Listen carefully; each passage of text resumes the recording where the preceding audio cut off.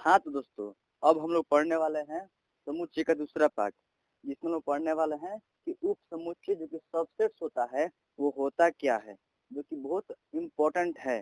इससे बहुत सारी क्वेश्चन आती है, ठीक ना। इसमें होता क्या है, उप समुच्चय जिसको हम बोलते हैं सबसेट्स इंग्लिश में, ठीक है। तो किसी समुच्चय का कितने हो सकते हैं उप समुच्चय, कौन कौन से हो सकते हैं, उनकी कुल संख्या क्या है, अब हम लोग जानेंगे, ठीक है।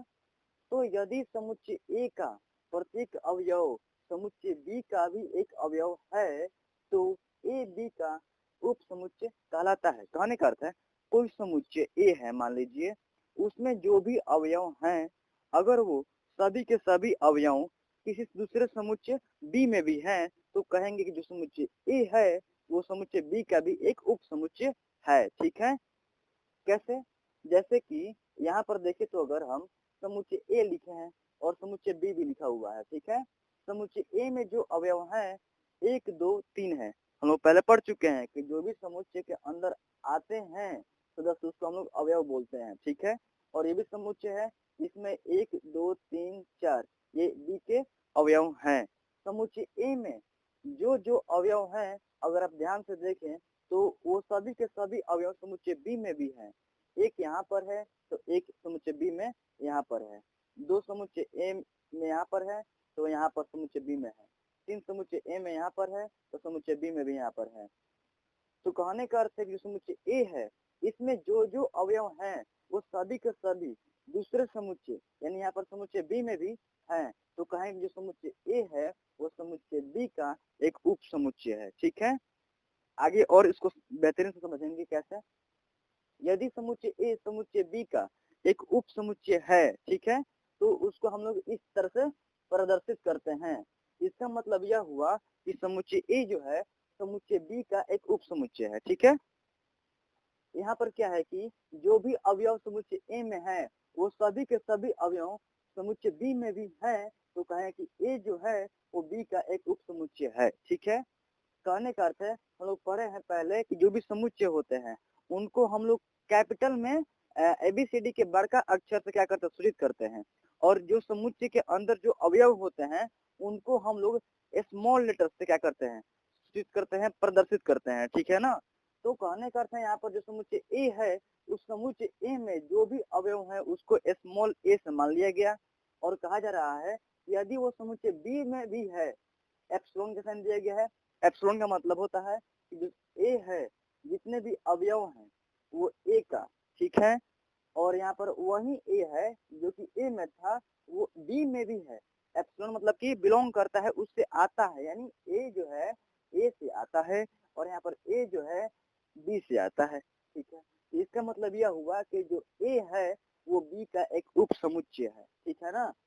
यदि समुच्चय ए जो है यदि समुच्चय ए जो है समुच्चय बी का एक उप समुच्चय न हो तो उसको हम लोग किस तरह से प्रदर्शित करते हैं। एक उदाहरण देख लेते हैं पहले हम लोग। जैसे कि समुच्चय ए यहाँ पर है, ठीक है, समुच्चय बी यहाँ पर है, ठीक है। इसमें जो जो अवयव शामिल है ए ई आई ओ यू, हालांकि ये अंग्रेजी जो अल्फाबेट होते हैं उसके ये स्वर है। और यहाँ पर जो समुच्चय बी है ये शुरू के 4 लेटर लिए गए हैं ए बी सी डी। दोनों में देखा जाए तो सिर्फ ए जो वो कॉमन है, सामान्य है। तो और बाकी जो है ए में जो भी है बाकी ई आई ओ यू वो बी में नहीं है, और बी में जो बाकी है बी सी डी वो ए में नहीं है।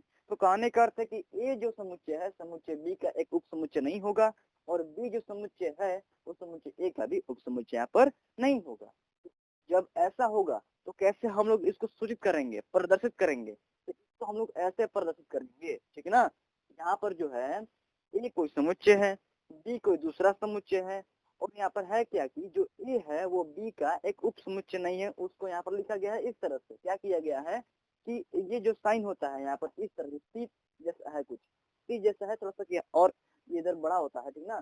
तो जो सी है इसका मतलब हुआ कि ए जो है समुच्चय बी का, जो समुच्चय ए है समुच्चय बी का एक उप समुच्चय है।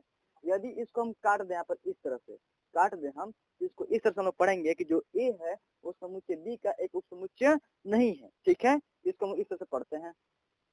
आगे देखते हैं कि कोई समुच्चय ए जो है और जो कि ऐसा है कि बी का एक उप समुच्चय है, और बी जो है वो ए का उप समुच्चय है, ठीक है। तो यदि कोई दो समुच्चय परस्पर उप समुच्चय हो, कहने का अर्थ है कि ए जो है समुच्चय वो समुच्चय बी का भी एक उप समुच्चय है और बी जो समुच्चय है वो समुच्चय ए का भी एक उप समुच्चय है, तो क्या कहेंगे हम लोग कि ए जो है और बी जो है दोनों समुच्चय समान समुच्चय है, दोनों इक्वल है, समान है, ठीक ना। अब समझेंगे कि उप समुच्चय के बारे में और विस्तार से कैसे क्या होता है। तो अगर हम यहाँ पर समुच्चय ए ले, यहाँ पर ये वाला 1 3 5 क्या इसमें अवयव है, सदस्य है, ठीक है ना। समुच्चय ए लेते हैं हम अगर, और इसमें क्या है कि ये 1 3 और 5 इसके सदस्य हैं। इसमें कुल कितने सदस्य हैं इसके, तो 1 3 5 कुल 3 सदस्य इसके हैं, ठीक है। तो ये समुच्चय ए है। तो इस समुच्चय ए का कौन कौन से उप समुच्चय होंगे वो अब हम मालूम कर रहे हैं, ठीक है। कैसे, तो क्या करेंगे हम, इसमें जो जो अवयव हमें दिए हुए हैं उन सभी के सभी अवयवों को जितना संभव हो सके हम अलग से अलग लिखेंगे, ठीक है। तो कैसे, पहले हम क्या करते हैं कि तीनों अवयव को हम अलग अलग लिख लेते हैं, और जब अलग अलग कर लेंगे तो वहां से एक समुच्चय बनेगा, और वो सभी के सभी एक एक समुच्चय समुच्चय ए का एक उप समुच्चय होगा। कैसे, देखिए यहाँ पर 1 हो गया और एक 3 हो गया और एक 5 हो गया, क्या कर लिया हम, तीनों को अलग कर लिए, ठीक है। हम तीनों के यहाँ पर अलग कर लिए। तो ये जो है ये भी एक उप समुच्चय है, क्योंकि इसमें एक अवयव है, नहीं भी रहता तो इसको बोलते हैं हम नरी समुच्चय बोलते हैं, ठीक ना। लेकिन ये एक समुच्चय है, समुच्चय है, ध्यान दीजिएगा हम क्या बोल रहे हैं, ये एक समुच्चय है, ये भी एक समुच्चय है, ये भी एक समुच्चय है, लेकिन हम लोग पढ़ क्या रहे हैं यहाँ पर, उप समुच्चय। कहने का अर्थ है ये जो समुच्चय बना समुच्चय ई के अवयवों से, ये जो समुच्चय बना ये एक और ये एक, ठीक है, ये जो बने हैं इस समुच्चय ए के अवयवों से मिलकर बने हुए हैं, ठीक ना। जितना जितना तोड़ सके उसको आगे जोड़ेंगे, ठीक ना। तो ये जितने भी बने हैं समुच्चय सभी के सभी इस समुच्चय का एक एक उप समुच्चय कहलाएंगे। क्या कहलाएंगे, एक एक उप समुच्चय कहलाएंगे, ठीक है ना। ध्यान दीजिएगा, यहाँ पर एक जो है, यहाँ पर जो समुच्चय है ये समुच्चय ए का एक उप समुच्चय कहलाएगा। उसी तरह से ये जो समुच्चय है समुच्चय ए का एक उप समुच्चय कहलाएगा, और ये जो समुच्चय है ये भी समुच्चय ए का उप समुच्चय कहलाएगा, ठीक है ना। और आगे बनाते हैं, अभी तो हम सिंगल सिंगल बना दिए, ठीक ना, एक एक लेकर हम लोग बना लिए। अब डबल लेकर हम बनाएंगे इसको, कैसे, तो क्या करेंगे हम, पहले इसको हम लेते हैं एक को, और एक को हम लेकर मिलाते हैं किससे, 3 के साथ में, एक को लेकर 3 के साथ में, एक को किसके साथ, 3 के साथ में। उसका क्या करेंगे हम कि एक को ले जाएंगे 5 के साथ में, ठीक है ना।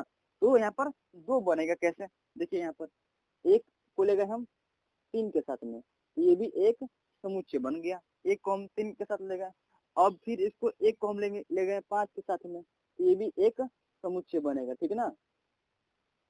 तो हम सिर्फ अभी एक को ले गए, अब क्या करेंगे हम 3 को ले जाएंगे, तो 3 को हम एक के साथ में नहीं ले जाएंगे इस बार, क्यों, क्योंकि जो बनेगा 3 एक यहाँ पर जो बनेगा 3,1 ये तो एक समुच्चय बनेगा, ठीक है। लेकिन लोग पहले 1,3 जो है बना लिए हैं, और दोनों के दोनों समान समुच्चय हो जाएंगे, क्योंकि हम लोग पढ़े हैं कि जो समुच्चय होते हैं यदि वो क्या है कि रोस्टर रुपया सारणीबद्ध रूप में है, और उसमें क्या है कि जो अवयवों का जो क्रम है वो मायने नहीं रखता है, वो इधर उधर हो जाता है, इधर उधर होगा भी तो समान ही रहेगा, एक ही समुच्चय रहेगा। तो इसलिए ये जो समुच्चय है वही समुच्चय ये भी है, दोनों इक्वल समुच्चय है। तो हम दोबारा रिपीट नहीं करेंगे, इक्वल बार बार नहीं लिखेंगे, इसलिए इसको हम नहीं लेंगे, ठीक ना। इस बार हम 3 को एक के साथ नहीं लेंगे, क्या करेंगे हम, तब 3 को हम ले जाएंगे 5 के साथ में, ठीक है, 3 को ले जाएंगे हम 5 के साथ में, ठीक है। तो ये भी एक समुच्चय बन गया। अब 5 को हम एक के साथ नहीं ले जाएंगे, क्योंकि हम एक को 5 इसमें पहले ले लिए हैं, 5 को हम 3 के साथ नहीं ले जाएंगे, क्योंकि हम 3 को हम 5 इसमें ले लिए हैं, ठीक है ना। तो इस तरह से डबल डबल बन गया, ठीक है, जितना संभव हो सके हम बना लिए, ठीक है। तो हम सिंगल बना लिए, 3 को बना, डबल बना लिए, ये भी 3 को बना यहाँ पर, ठीक है।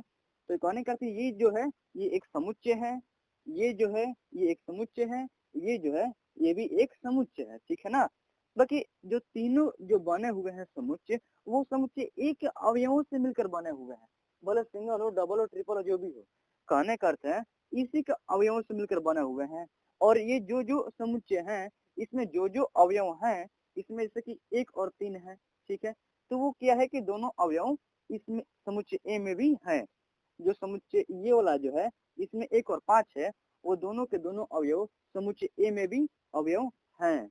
ये जो समुच्चय है जिसमें 3 और 5 है, ये दोनों के दोनों अवयव जो है समुच्चय ए के भी अवयव हैं, क्योंकि इसी से तो बने हुए हैं, इसी से हमने तो तोड़ के बनाया हुआ है। इसलिए क्या है कि जी ये जो बने हुए हैं समुच्चय, ठीक है ना, ये जो बने हुए हैं समुच्चय, इन सभी के सभी समुच्चयों का जो अवयव है वो सभी के सभी समुच्चय ए के समुच्चय में है। तो क्या कहेंगे कि सभी के सभी क्या है, समुच्चय ए का एक एक उप समुच्चय है। क्या है, समुच्चय ए का एक एक उप समुच्चय है, ठीक है ना। तो इस तरह से हम किसी भी समुच्चय का कौन कौन से उप समुच्चय होंगे हम लोग निकाल सकते हैं, ठीक है। अभी ये पूरा नहीं हुआ है, ये अभी इनकम्प्लीट है, ये पूरा नहीं हुआ है। अब आगे देखते हैं इसमें क्या पढ़ना था हम लोगों को, कि प्रत्येक समुच्चय स्वयं का उप समुच्चय होता है। यहाँ पर लिखा हुआ है कि जो प्रत्येक समुच्चय होता है वो स्वयं का भी एक उप समुच्चय होते हैं। तो इसलिए क्या है कि जो समुच्चय ए है वो खुद का ही एक उप समुच्चय होगा, तो उसको भी यहाँ पर लिख देंगे हम। तो 1, 3, 5 क्या हो जाएंगे, इस समुच्चय का अवयव हो जाएंगे, और ये जो समुच्चय बना ये समुच्चय ए का एक उप समुच्चय कहलाएगा, ठीक है। आगे देखते हैं इसमें एक और बात ध्यान रखिएगा, यहाँ पर ए जो है समुच्चय है समुच्चय ए का, यानी ए जो है खुद ए का समुच्चय है। इसको इस तरह से पढ़ेंगे और समझेंगे, ठीक है ना। आगे देखते हैं यहाँ पर क्या है कि फाई, हम लोग पढ़े थे फाई क्या होता है। फाई से हम लोग सूचित करते हैं किसको, फाई, फाई इसको पढ़ते हैं PHI, ठीक है ना, इसको फाई इस तरह से पढ़ते हैं, ठीक है ना। फाई, फाई जो है या फिर जो मझले कोष्टक है उससे हम लोग सूचित करते हैं किसको, रिक्त समुच्चय को सूचित करते हैं। ध्यान है ना अभी तक, ठीक है।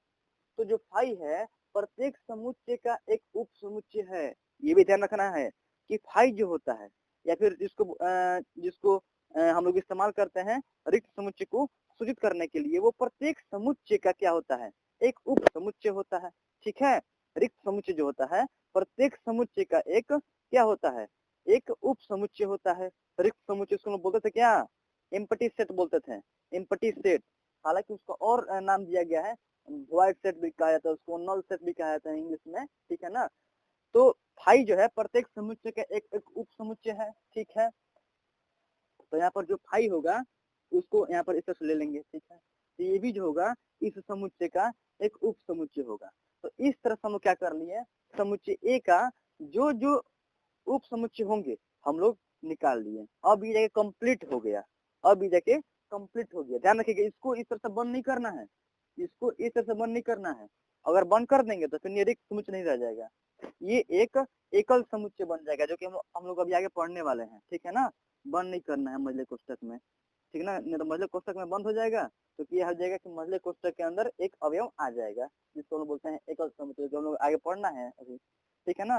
तो समुच्चय ए का जो जो बनेंगे उप समुच्चय निकाल लिए हम लोग। कुल कितने हैं, 1 2 3 4 5 6 7 और 8, ठीक है। तो ध्यान रखना है कि हमको 8 मिला हुआ है क्या, अवयव, किससे, समुच्चय ए से मिला हुआ है, ठीक है। अब हम लोग दूसरा समुच्चय लेते हैं और उसका उप समुच्चय निकालते हैं।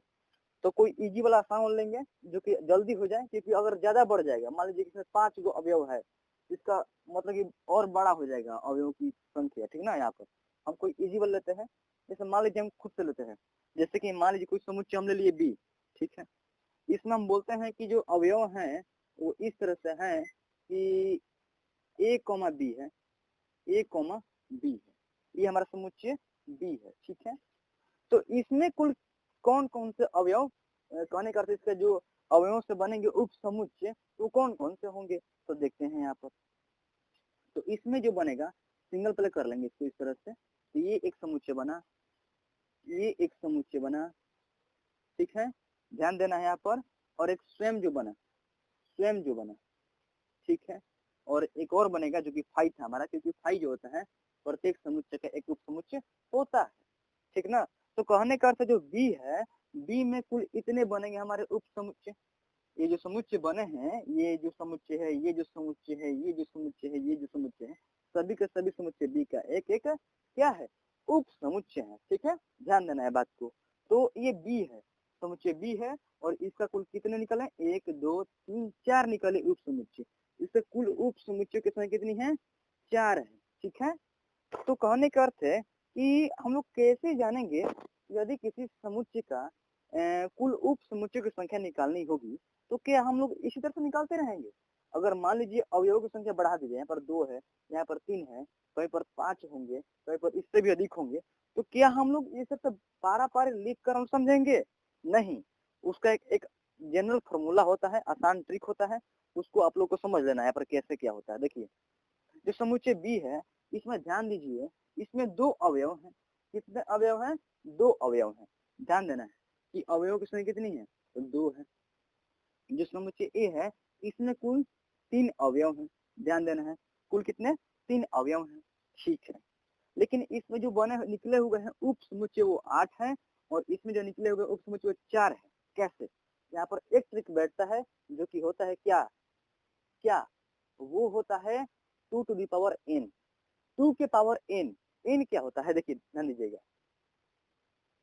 2 के पावर n, और यहाँ पर n जो होता है वो क्या होता है, यहाँ पर n जो होता है अवयवों की कुल संख्या होती है। क्या होती है, अवयवों की कुल संख्या, अवयवों की कुल संख्या होती है।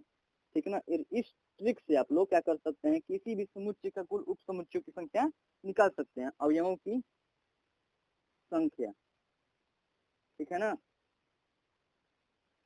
तो यहाँ पर देखिए ध्यान से, यहाँ पर जो समुच्चय ए है इसमें कुल अवयव 3 है। यदि हम 2 के पावर पर लगाते हैं 3, यदि हम 2 के पावर पर लगाते हैं 3 तो हो जाएगा कितना, 2 के पावर पर हम लगाते हैं 3 तो कहने का अर्थ है 2 गुणे 2 गुणे 2 जो कि 8 आता है। तो इस तरह से देख रहे हैं कि इसके कुल उप समुच्चय की संख्या निकाल लिए हम। ठीक ना, उसी तरह जो समुच्चय बी है इसके कुल उप समुच्चय की संख्या 4 है।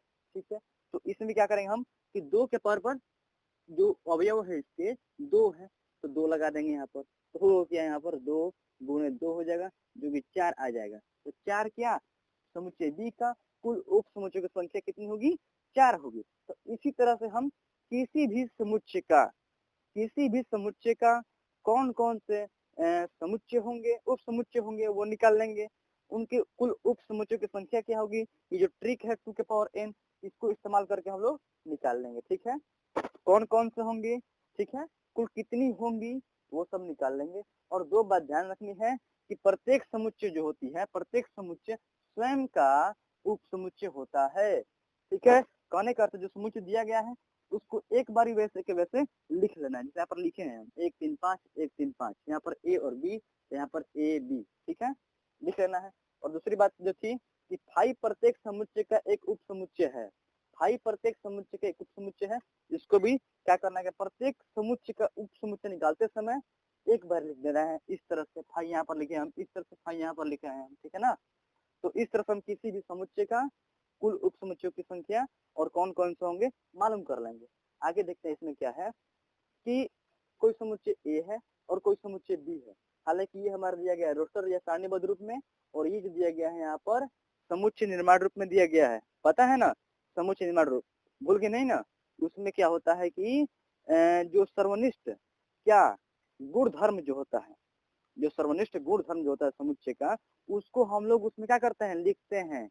कोई समुच्चय है उसमें उसके जितने भी अवयव हैं उसका एक जरूर सर्वनिष्ठ गुण धर्म होगा, उसी को हम लोग समुच्चय निर्माण रूप में क्या करते हैं, लिखते हैं। ठीक है, तो इसमें क्या है कि कोई समुच्चय ए है जिसमें 1 3 5 अवयव है, समुच्चय बी है इसमें क्या है कि संख्या एक से जो है क्या है, एक जो है अवयव है, यहाँ पर एक लिया गया है अवयव के लिए लिया गया है। ठीक है, इसमें क्या होगा, जो संख्या 6 से कम विषम प्राकृतिक संख्या है। ठीक है ना, 6 से कम विषम प्राकृतिक संख्या तो कौन कौन से होंगे, 6 से कम भी होंगे और विषम होंगे और प्राकृतिक भी होंगे।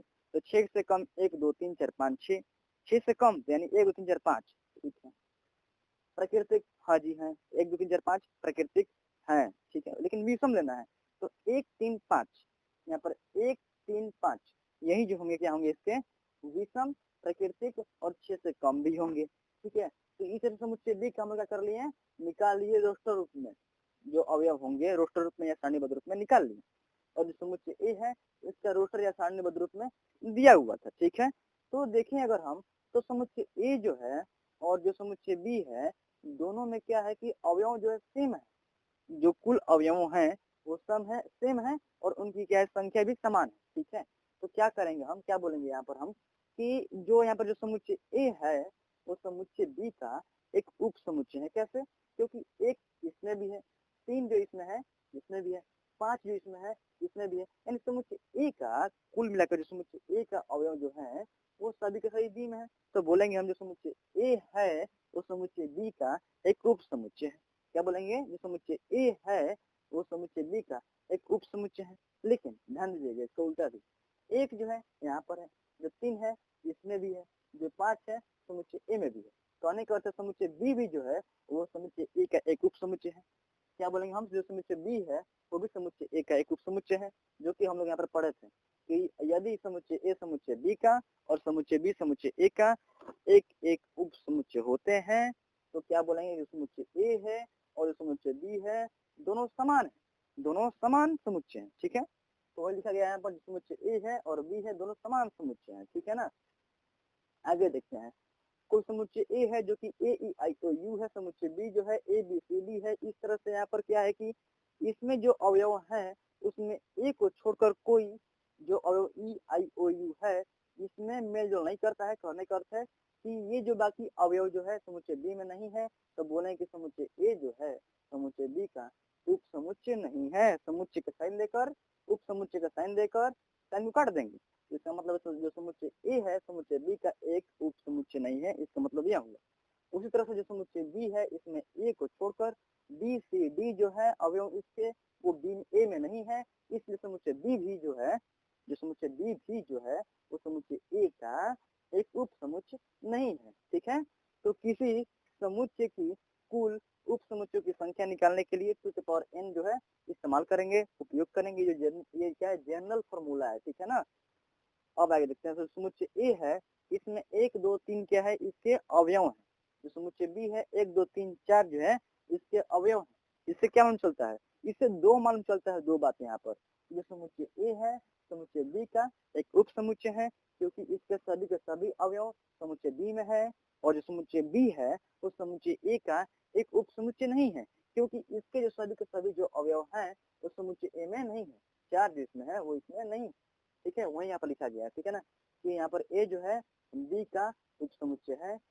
ए जो है, एक और महत्वपूर्ण बात, ए जो है वो बी का क्या कहलाएगा, ए जो है बी का क्या कहलाएगा, उप समुच्चय। लेकिन बी जो है वो ए का क्या कहलाएगा, बी जो है वो ए का क्या कहलाएगा, अधि अधि उप समुच्चय कहलाता है।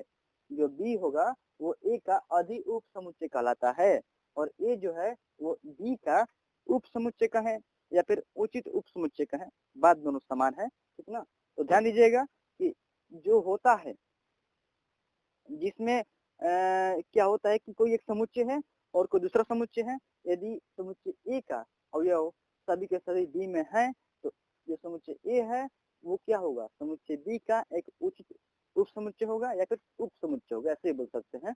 और जो समुच्चय बी है वो समुच्चय ए का यदि वो उप समुच्चय नहीं है तो क्या होगा, वो एक अधि उप समुच्चय होगा, अधि उप समुच्चय होगा। ध्यान दीजिएगा बात को, अधि उप समुच्चय होगा। अधि मतलब क्या, उसमें अवयवों की संख्या ए से अधिक है इसलिए अधि बोला गया है वहां पर।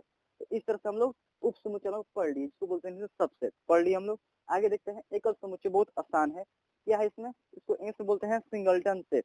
कोई पढ़ता है सिंगलेटन सेट, कोई पढ़ता है सिंगलटन सेट। ठीक है ना, इसमें क्या होता है कि यदि कोई समुच्चय है और उसमें अवयवों की संख्या सिर्फ एक है, उसमें अवयवों की संख्या सिर्फ एक है, तो उसको क्या बोलेंगे, उसको हम लोग बोलेंगे एकल उप समुच्चय या फिर सिंगलटन उप समुच्चय, सिंगलटन या फिर सिंगलेटन उप समुच्चय। ठीक है ना, यदि ए में कोई समुच्चय ए है केवल एक अवयव हो तो इसे एकल क्या बोलेंगे, एकल समुच्चय कहते हैं, एकल समुच्चय कहते हैं। उदाहरण के लिए कोई समुच्चय ए है जिसमें एक ही अवयव है जो कि स्मॉल में ए लिया गया है, ए लें या फिर कोई और भी ले सकते हैं, 1 2 3 4 कुछ भी करके यहाँ पर एक समुच्चय में क्या है कि इसमें एक अवयव ले लेंगे, जैसे कि एक और उदाहरण हम तो 0 ले लिए यहाँ पर। ये भी जो होगा एकल समुच्चय होगा क्योंकि इसमें एक ही अवयव है जो कि 0 है। एक और ले हम, ये भी तो मान लीजिए 5 ले लिए और इसको इस तरह से कर दिए हम, ये भी जो होगा एक एकल समुच्चय होगा क्योंकि इसमें एक ही अवयव है जो कि 5 है, ठीक है ना। एक और लेते हैं, मान लीजिए हमने ले लिया x, ठीक है ना। तो ये भी जो समुच्चय बना, ये भी एक एकल समुच्चय बना, क्योंकि इसमें एक ही अवयव है जो कि x है, ठीक है ना। तो जिन जिन समुच्चयों में सिर्फ एक अवयव हो उसको हम लोग एकल समुच्चय कहते हैं, ठीक है। जो डिफिनेशन जो होता है, जो परिभाषा होता है, उसको रटना नहीं होता है, उसको बस समझना होता है और अपने से वहां पर लिख देना होता है, ठीक है ना। यदि कोई पूछे तो बता देना होता है, ठीक है। आगे देखते हैं, वास्तविक संख्याओं के समुच्चय जो होते हैं, वास्तविक संख्याओं के जो समुच्चय होते हैं, पहले तो जानना होगा कि वास्तविक संख्या होता क्या है। तो देखिए, हम लोग जानते हैं कि प्राकृतिक संख्या क्या होता है। तो प्राकृतिक संख्या गिनती के सभी संख्याओं को क्या बोलते हैं हम लोग, प्राकृतिक संख्या। 1 2 3 4 5 इस तरह से बढ़ते जाता है अनंत तक, अनंत तक, जिसकी कहीं सीमा ही नहीं है, अनलिमिटेड, ठीक है ना, जिसकी कोई सीमा ही नहीं है। तो वो प्राकृतिक संख्या होता है। 1 2 3 4 5 6 7 8 9 10 हजार लाख करोड़ 10 करोड़ कदम संगमा संख्या बढ़ते जाएगा, ठीक है। तीन प्राकृतिक संख्या। एक और होता है जिसको बोलता हूँ इंग्लिश में क्या, होल नंबर, और हिंदी में पूर्ण संख्या। क्या बोलते हैं हिंदी में, पूर्ण संख्या। पूर्ण संख्या इसको हम कैपिटल में बड़का अक्षर में W से क्या करते हैं, डिनोट करते हैं या फिर सूचित करते हैं, प्रदर्शित करते हैं, ठीक है। तो उसमें क्या होता है कि सिर्फ जो गिनती की जो सभी संख्याएं हैं उसमें यदि हम 0 जोड़ देते हैं उसको हम बोलेंगे पूर्ण संख्या। यदि हम इसमें जो 1 है लिखा हुआ यहाँ पर, यदि हम इसमें 0 जोड़ दें इस तरह से, 0 के बाद 1 2 3 4 गिने हम यदि, तो वो क्या होगा, वो पूर्ण संख्या बन जाएगा। इसको हम लोग कैपिटल में यानी बड़का अक्षर में W से क्या करते हैं, सूचित करते हैं, ठीक है। आगे देखते हैं पूर्णांक, जिसको हम लोग कैपिटल में Z से क्या करते हैं, सूचित करते हैं, ठीक है। पूर्णांक को कैपिटल में Z से क्या करते हैं, सूचित करते हैं। इसमें क्या होता है कि सभी के सभी जो होता है निगेटिव नंबर, निगेटिव जो संख्याएं होती है, और सभी के सभी पॉजिटिव जो संख्याएं होती है, ठीक है ना, जो प्लस वाले होते हैं, और साथ में 0, इन सभी को आपस में मिलाकर हम लोग क्या बोलते हैं, इनको बोलते हैं पूर्णांक। क्या बोलते हैं, पूर्णांक। कैपिटल में Z या फिर कैपिटल में हम लोग I से भी इसको सूचित करते हैं, ध्यान रखिएगा। कैपिटल में I से भी इसको हम लोग सूचित करते हैं, दोनों में से किसी से भी हम लोग इसको सूचित कर देंगे, ठीक है। ये होता क्या है, जितने भी निगेटिव वाले नंबर्स हैं जिसको हम लोग कहते हैं ऋणात्मक संख्या, और 0 भी है, साथ में क्या है कि जो भी पॉजिटिव जो संख्याएं हैं जिसको बोलते हैं धनात्मक संख्या। सभी के सभी संग्रह को या फिर इन सभी के सभी समूह को क्या बोलते हैं हम लोग, इनके सभी के सभी समूह को बोलते हैं पूर्णांक, ठीक है। तो ध्यान दीजिएगा कि हम लोग पढ़ रहे लोग क्या, पूर्ण संख्या, प्राकृतिक संख्या, पूर्णांक और परिमेय संख्या जाना है। तो सभी के सभी नंबर, वो सभी के सभी नंबर जो कि P/Q के रूप में लिखा जा सके, यानी कुछ अपन में कुछ, कुछ ऊपर कुछ नीचे, कुछ ऊपर कुछ नीचे, बीच में बाटा के साइन, ठीक है। ऊपर को बोलते हैं, ऊपर लोग क्या बोलते हैं, अंश बोलते हैं, हिंदी में अंश बोलते हैं, और इंग्लिश में बोलते हैं न्यूमरेटर, ठीक है। और नीचे वाले क्या बोलते हैं, हर बोलते हैं, जिसको हम लोग इंग्लिश में बोलते हैं डिनोमिनेटर। इंग्लिश में क्या बोलते हैं, डिनोमिनेटर, और हिंदी में हर बोलते हैं। तो अंश बटा में हर के जो रूप में लिखा रहे, या फिर कह सकते हैं कि P/Q के रूप में जो लिखा रहे उसको क्या बोलते हैं। यदि और उसमें और दो महत्वपूर्ण बात है, एक की जो Q होता है वो 0 नहीं होना चाहिए, और P/Q जो है यानी हर और अंश जो है, इसमें जो भी संख्या होगी वो क्या होगी, वो पूर्णांक होगी। निगेटिव हो, पॉजिटिव हो, 0 हो, कोई मतलब नहीं बनता है। लेकिन हाँ, जो हर में होगी वो 0 नहीं होना चाहिए, इसलिए बोला जाता है कि जो Q होगा, जो Q होगा P/Q, जो Q होगा वो 0 नहीं होना चाहिए, क्योंकि यदि Q 0 हो जाएगा तो क्या आ जाएगा, वो अपरिभाषित हो जाएगा। अपरिभाषित का कोई परिभाषा ही नहीं है, ठीक है। तो परिमेय संख्या समझ गए आप लोग। और ये जो है इस्तेमाल किया गया है T अपरिमेय संख्या को सूचित करने के लिए, ठीक है ना। इसका परिभाषा एकदम आसान है, जो परिमेय नहीं है वो क्या है, वो अपरिमेय है, ठीक है। तो देखिए वास्तविक संख्या क्या होता है कि परिमेय और अपरिमेय दोनों के संग्रह को क्या बोलते हैं, वास्तविक संख्या, ठीक है। तो उसी के समुच्चय की बात की जा रही है यहाँ पर कि वास्तविक संख्याओं के, वास्तविक संख्या बहुत सारी, परिमेय, अपरिमेय, पूर्ण संख्या, प्राकृतिक संख्या, पूर्णांक, सभी के सभी इसमें आ जाएंगे, ठीक है। तो वास्तविक संख्याओं के समुच्चय के उप समुच्चय, जो वास्तविक संख्या होता है, ठीक है ना, जो वास्तविक संख्या होता है यदि उसको हम समुच्चय मान ले, कोई एक समुच्चय मान ले, ठीक है ना। जो वास्तविक संख्या जो होता है यदि हम उसको समुच्चय मान लें तो उसके क्या क्या उप समुच्चय हो सकते हैं, ठीक है ना। जैसे कि ध्यान दीजिए यहाँ पर जो n है, n प्राकृतिक संख्या है, n जो है प्राकृतिक संख्या है, और जेड जो है क्या है, पूर्णांक है। तो कहने का अर्थ है यहाँ पर जो इस तरह जो साइन लगाया गया है सी के टाइप कुछ है ना, तो इसका मतलब यह होगा कि जो प्राकृतिक संख्या है वो पूर्णांक का एक उप समुच्चय होता है, ठीक है। और देखिए ध्यान से, उसी तरह फिर है क्यू दिया गया है, क्यू से हम लोग सूचित करते हैं किसको, क्यू से परिमेय संख्या को हम लोग सूचित करते हैं कैपिटल में क्यू से, ठीक है ना, ध्यान दीजिएगा बात को, ठीक है ना, कि जो जेड है यानी कैपिटल में जो जेड है उसको हम लोग वो क्या है कि वो पूर्णांक है, और पूर्णांक जो होता है वो परिमेय संख्या का एक उप समुच्चय होता है, ठीक है। उसी तरह से जो परिमेय संख्या है वो वास्तविक संख्या का, जिसको बोलते हैं इंग्लिश में रियल नंबर, तो परिमेय संख्या जो होता है वो रियल नंबर का एक उप समुच्चय होता है, ठीक है। और जो अपरिमेय संख्या होता है वो रियल नंबर यानी वास्तविक संख्या का भी एक उप समुच्चय होता है, ठीक है ना। तो यही होता है वास्तविक संख्याओं के कुल उप समुच्चय, सभी के सभी क्या है, वास्तविक संख्या के उप समुच्चय है। जो प्राकृतिक संख्या जो है, जो पूर्ण संख्या जो है, यहाँ पर पूर्ण संख्या, यहाँ पर पूर्णांक जो है, परिमेय जो है, अपरिमेय जो है, सभी के सभी क्या होता है, वास्तविक संख्या के एक एक उप समुच्चय होते हैं, ठीक है। और ध्यान दीजिएगा कि जो हमारा यहाँ पर जो पूर्ण संख्या जो है, सॉरी प्राकृतिक संख्या जो है वो क्या होता है कि पूर्ण संख्या का एक उप समुच्चय होता है, पूर्ण संख्या का भी एक उप समुच्चय होता है यदि क्या होता है कि पूर्ण संख्या में एक जीरो से शामिल होता है, ठीक है, इसीलिए। और जो पूर्णांक होता है वो क्या होता है कि जो प्राकृतिक संख्या जो है और पूर्ण संख्या जो है वो दोनों के दोनों क्या होते हैं, एक एक उप समुच्चय होते हैं पूर्णांक के और परिमेय संख्या। जो प्राकृतिक संख्या जो होता है, जो पूर्ण संख्या जो होता है और जो पूर्णांक होता है, वो तीनों क्या होते हैं, एक एक तीनों क्या होता है, उप समुच्चय होता है परिमेय संख्या के, ठीक है ना, परिमेय संख्या के। ये अपरिमेय अलग रहता है, और परिमेय और अपरिमेय के दोनों के संग्रह को बोलते हैं वास्तविक संख्या। तो ध्यान दीजिएगा कि वास्तविक संख्या जो होता है उसका प्राकृतिक संख्या, पूर्ण संख्या, पूर्णांक, परिमेय, अपरिमेय, ये पांचों क्या है, वास्तविक संख्या का एक एक उप समुच्चय है।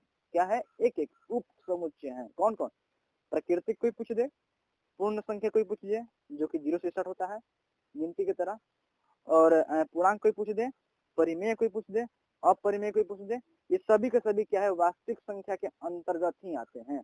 इसीलिए ये सभी के सभी क्या है, वास्तविक संख्या के एक एक उप समुच्चय है, ठीक है। आइए अब हम कुछ उदाहरण देख लेते हैं जो कि बुक में हमारे दिए गए हैं। उदाहरण नंबर 6, 7, 8, 9 और 10, 11, ठीक है। हमने 1 से 5 तक पार्ट फर्स्ट में देख लिया था, और यहाँ पर 6 से 11 तक देखेंगे, जिसमें जो पार्ट 1 में हमने पढ़ा था समान समुच्चय के बारे में, उससे भी क्वेश्चन यहाँ पर है।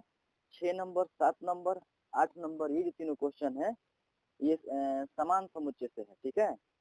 और जो 9, 10, 11 है ये हमारा जो उप समुच्चय होता है उससे है, ठीक है क्वेश्चन। तो क्वेश्चन नंबर 6, उदाहरण जो 6 है, कह रहा है कि बताइए परिमित और अपरिमित समुच्चय कौन है। जैसे कि हमें यहाँ पर समुच्चय दिए गए हैं, ठीक है, जो कि यहाँ पर दिए गए हैं खास करके किसमें, समुच्चय निर्माण रूप में, और हमें बताना है कि जो समुच्चय है ये सब परिमित है या फिर अपरिमित है। हमने पढ़ा है कि परिमित क्या होता है, जिस समुच्चय में अवयवों की संख्या निश्चित हो या फिर फिक्स हो, या फिर हमें ज्ञात हो कि उनकी कुल अवयवों की संख्या कितनी है, तो हम क्या कहते हैं, परिमित समुच्चय अथवा अपरिमित समुच्चय। यदि उनके अवयवों की संख्या अनंत है या फिर हमें ज्ञात नहीं है, तो उसे क्या कहते हैं हम लोग, अपरिमित समुच्चय। तो हमें यही बताना है कौन परिमित है और कौन अपरिमित है। समुच्चय नंबर फर्स्ट में है कि कोई समुच्चय है, ठीक है, कोई समुच्चय है वो इस तरह से है, यहाँ पर x क्या लिया गया है, अवयव लिया गया है, x क्या है यहाँ पर, अवयव लिया गया है, ठीक है, x अवयव। और वो इस तरह से कि x जो है नेचुरल नंबर यानी प्राकृतिक संख्या को बिलोंग करता है, एप्सिलॉन का साइन लिया गया है, यानी x जो है प्राकृतिक संख्या है, ठीक है। और ये दिया गया है कह सकते हैं कि ये जो होता है कि एक समीकरण ही है जो कि फैक्टर के रूप में, गुणनखंड के रूप में लिखा गया है यहाँ पर, ठीक है ना। तो यहाँ पर बतलाना है कि ये जो समुच्चय है ये समुच्चय परिमित है कि अपरिमित है, तो हम लोग क्या करना पड़ेगा, सबसे पहले ये समुच्चय इसको रोस्टर रूप में मालूम करना पड़ेगा, ठीक है। तो हमको जो दिया गया समीकरण यहाँ पर कुछ इस तरह से है, x-1 और x-2 बराबर 0, ये दिया गया है। ये एक और ये एक दोनों का मल्टीपल 0 हो रहा है, यहाँ पर गुणा करने पर 0 हो रहा है, मतलब दोनों क्या है, गुणनखंड है, ठीक है। तो यहाँ से क्या निकलेगा हमारा, x बराबर एक बार 1 निकलेगा और एक बार क्या होगा x बराबर 2 निकलेगा। ठीक है, तो ये समुच्चय बनेगा रोस्टर रूप में या फिर सारणीबद्ध में, वो क्या बनेगा 1,2 बनेगा। ठीक है, इस तरह से हमारा समुच्चय बनेगा। ठीक है, तो देख रहे हैं कि इस समुच्चय में दो अवयव है, एक है और दो है। ठीक है, तो यहाँ पर हमें अवयवों की संख्या ज्ञात हो रही है कि इसके अवयव की संख्या 2 है। इसीलिए ये समुच्चय एक नंबर में दिया गया है कि x जो है प्राकृतिक संख्या है और ये जो समीकरण है इसको सेटिस्फाई करता है। ठीक है, तो इसका जो बनेगा समुच्चय, ये जो समुच्चय होगा वो कैसा होगा, वो परिमित समुच्चय होगा, क्योंकि अवयव की संख्या निश्चित है। ठीक है, इस तरह से समझना है हम लोगों को। उसी तरह से जो दूसरा नंबर है समुच्चय, ये भी कुछ ऐसा ही है कि x जो है वो अवयव को लिया गया है और x जो है क्या है कि प्राकृतिक संख्या है। ठीक ना, और इस बार दिया गया है x स्क्वायर बराबर 4, यानी x का वर्ग करते हैं तो कितना आता है हमारा 4 आता है। ठीक है, एक्स स्क्वायर बराबर 4। ठीक है, एक्स स्क्वायर बराबर 4, तो हम लोग मालूम है कि जो इधर स्क्वायर है वर्ग है, वो जैसे ही इस इक्वेशन को यानी ये जो समीकरण है, ठीक ना, यहाँ पर जो इक्वल के जो साइन दिया गया है इसको पार करेगा तो वो क्या बन जाएगा अंडर रूट वर्गमूल बन जाएगा। कहने का अर्थ है एक्स बराबर रूट में 4 हो जाएगा। ठीक है, हम लोग को मालूम है कि जो रूट में 4 होता है वो क्या हो जाएगा, यहाँ पर इस तरह से हो जाएगा, ये टूट जाएगा 2 गुणे 2 में, और यहाँ पर ये एक बन जाएगा जोड़ा जो कि बाहर निकल जाएगा रूट से। ठीक है, तो इसका उत्तर क्या हो जाएगा 2 हो जाएगा। ठीक है, लेकिन एक और बात ध्यान दीजिएगा कि जो 4 है, 4 को हम लोग इस तरह से भी लिख सकते हैं, कैसे, रूट में -2 गुणे -2। ठीक है, तो यहाँ से जोड़ा बन जाएगा, तो यहाँ से निकल जाएगा -2। ठीक है ना, तो कहने का अर्थ है कि एक्स स्क्वायर बराबर 4 जो है इसका 2 रिजल्ट आ रहा है, एक आ रहा है 2 और एक आ रहा है -2। ठीक है ना, लेकिन यहाँ पर बोला गया है कि हमारा x जो है क्या है प्राकृतिक संख्या है। तो ध्यान दीजिएगा कि ये जो बनेगा हमारा रोस्टर रूप या फिर सारणीबद्ध रूप, उसमें हमारे दो अवयव 2,-2 होते हैं, है नहीं होते हैं। क्यों होते हैं, यदि यदि यहाँ पर x जो है पूर्णांक होता या फिर परिमेय होता या फिर कोई वास्तविक संख्या होता तब ये इस तरह से होता, लेकिन यहाँ पर दिया गया है कि हमारा x जो है यानी समुच्चय के अंदर जो ये अवयव हैं x इस तरह से है कि वो प्राकृतिक संख्या है, ये बतलाया गया यहाँ पर। तो इसीलिए -2 जो है ये प्राकृतिक संख्या नहीं है, यहाँ पर जो 2 है ये प्राकृतिक संख्या हमारा आएगा, और जो -2 है इसको हम क्या बोलेंगे, ये एक तो पूर्णांक है क्योंकि निगेटिव में है। इसीलिए हमारा जो यहाँ पर ये जो समुच्चय बनेगा रोस्टर रूप में वो सिर्फ इस तरह से बनेगा। ठीक है, ये एक एकल समुच्चय होगा। ठीक है ना, तो यही है हमारा समुच्चय यहाँ पर बनेगा, ये नहीं बनेगा। ठीक है, तो कहने का अर्थ है कि ये जो समुच्चय है इसमें हमारा एक अवयव है और यहाँ पर हमें मालूम हो रहा है, ज्ञात हो रहा है कि इसमें एक अवयव है, संख्या निश्चित है अवयव की, इसीलिए ये समुच्चय सेकंड है। दूसरा वाला जो है ये भी एक कैसा है परिमित समुच्चय है। ठीक है, आगे देखते हैं 3 नंबर में जो समुच्चय है वो उसमें क्या है कि जो समुच्चय का जो अवयव है वो भी इस तरह से है कि वो प्राकृतिक संख्याएं हैं सभी के सभी। ठीक है, और इस जो ये जो दिया गया समीकरण इसको सेटिस्फाई करेगा, वो जो x की वही नेचुरल नंबर आएगी, वही प्राकृतिक संख्या आएगी जो इसको सेटिस्फाई करेगी, बाकी नहीं होगी। ठीक है, तो क्या करेंगे हम, जो समीकरण दिया गया है उसको हम लोग यहाँ पर लिख लेंगे। ठीक है, उसको हम लोग पहले यहाँ पर लिख लेंगे, क्या है 2x - 1 बराबर 0। ठीक है ना, तो क्या होगा कि ये 2x हो जाएगा, ये उधर जाएगा तो प्लस का 1 हो जाएगा इधर। ठीक है, x ये जो इधर गुणा में जो 2 है यहाँ पर ये इधर आएगा तो भागा में आ जाएगा, तो बराबर 1/2 हो जाएगा, यानी हमारी x की वैल्यू यहाँ पर आ गई क्या 1/2। ठीक है ना, x की वैल्यू क्या आ गई 1/2। ठीक है, लेकिन बताया गया है हम लोगों को कि जो x है हमारा प्राकृतिक संख्या है, लेकिन यहाँ पर जो 1/2 आया है ये प्राकृतिक संख्या नहीं है, ये एक परिमेय संख्या है, ये एक भिन्न है। ठीक है ना, क्योंकि p/2 के रूप में है और इसको हम लोग 1 2 3 4 से कुछ ऐसे नहीं लिख सकते हैं। इसलिए जो ये x है जो आया है यहाँ पर 1/2 इस समुच्चय का एक अवयव नहीं होगा, यानी ये एक समुच्चय तो है, ये एक समुच्चय तो है लेकिन इसमें ये अवयव आ रहा है, लेकिन इसमें कह रहा है तो प्राकृतिक संख्या नहीं है, प्राकृतिक संख्या हमारा होना चाहिए। इसीलिए जो समुच्चय होगा ये एक रिक्त समुच्चय होगा। कैसा होगा? रिक्त समुच्चय होगा, एम्प्टी सेट होगा, ठीक है ना। कैसा होगा? एम्प्टी सेट, एम्प्टी सेट होगा, रिक्त समुच्चय, याद रखिएगा। कैसा होगा? एम्प्टी सेट, जिसको हम लोग फाई से या फिर मझले ब्रैकेट जो था, कोष्टक जो था, इससे प्रतीक यानी सूचित करते हैं, ठीक है ना। तो ध्यान रखिएगा, ये कैसा समुच्चय है? 3 नंबर में एक रिक्त समुच्चय है। समुच्चय है, कैसा है? रिक्त समुच्चय है। लेकिन हमें जानना है कि परिमित है कि अपरिमित है। क्योंकि हमें जानकारी है, हमें ज्ञात है कि ये जो समुच्चय है, ये समुच्चय है, इसमें एक भी अवयव नहीं है, इसमें एक भी अवयव नहीं है। अवयव संख्या कितनी है? अवयव संख्या हमारा 0 है, इसलिए ये कैसा है? ये एक परिमित समुच्चय है, ध्यान रखना है, ठीक है। ठीक है, आगे देखते हैं 4 नंबर में क्या है। 4 नंबर में एक ऐसा समुच्चय है, एक्स जो है वो अवयव को मालूम कराता है, ज्ञात कराता है कि एक्स जो है अवयव है, ठीक है, वो जो कि प्राकृतिक संख्या की तरह का है, ठीक ना। और एक्स एक अभाज्य संख्या है, ध्यान दीजिएगा।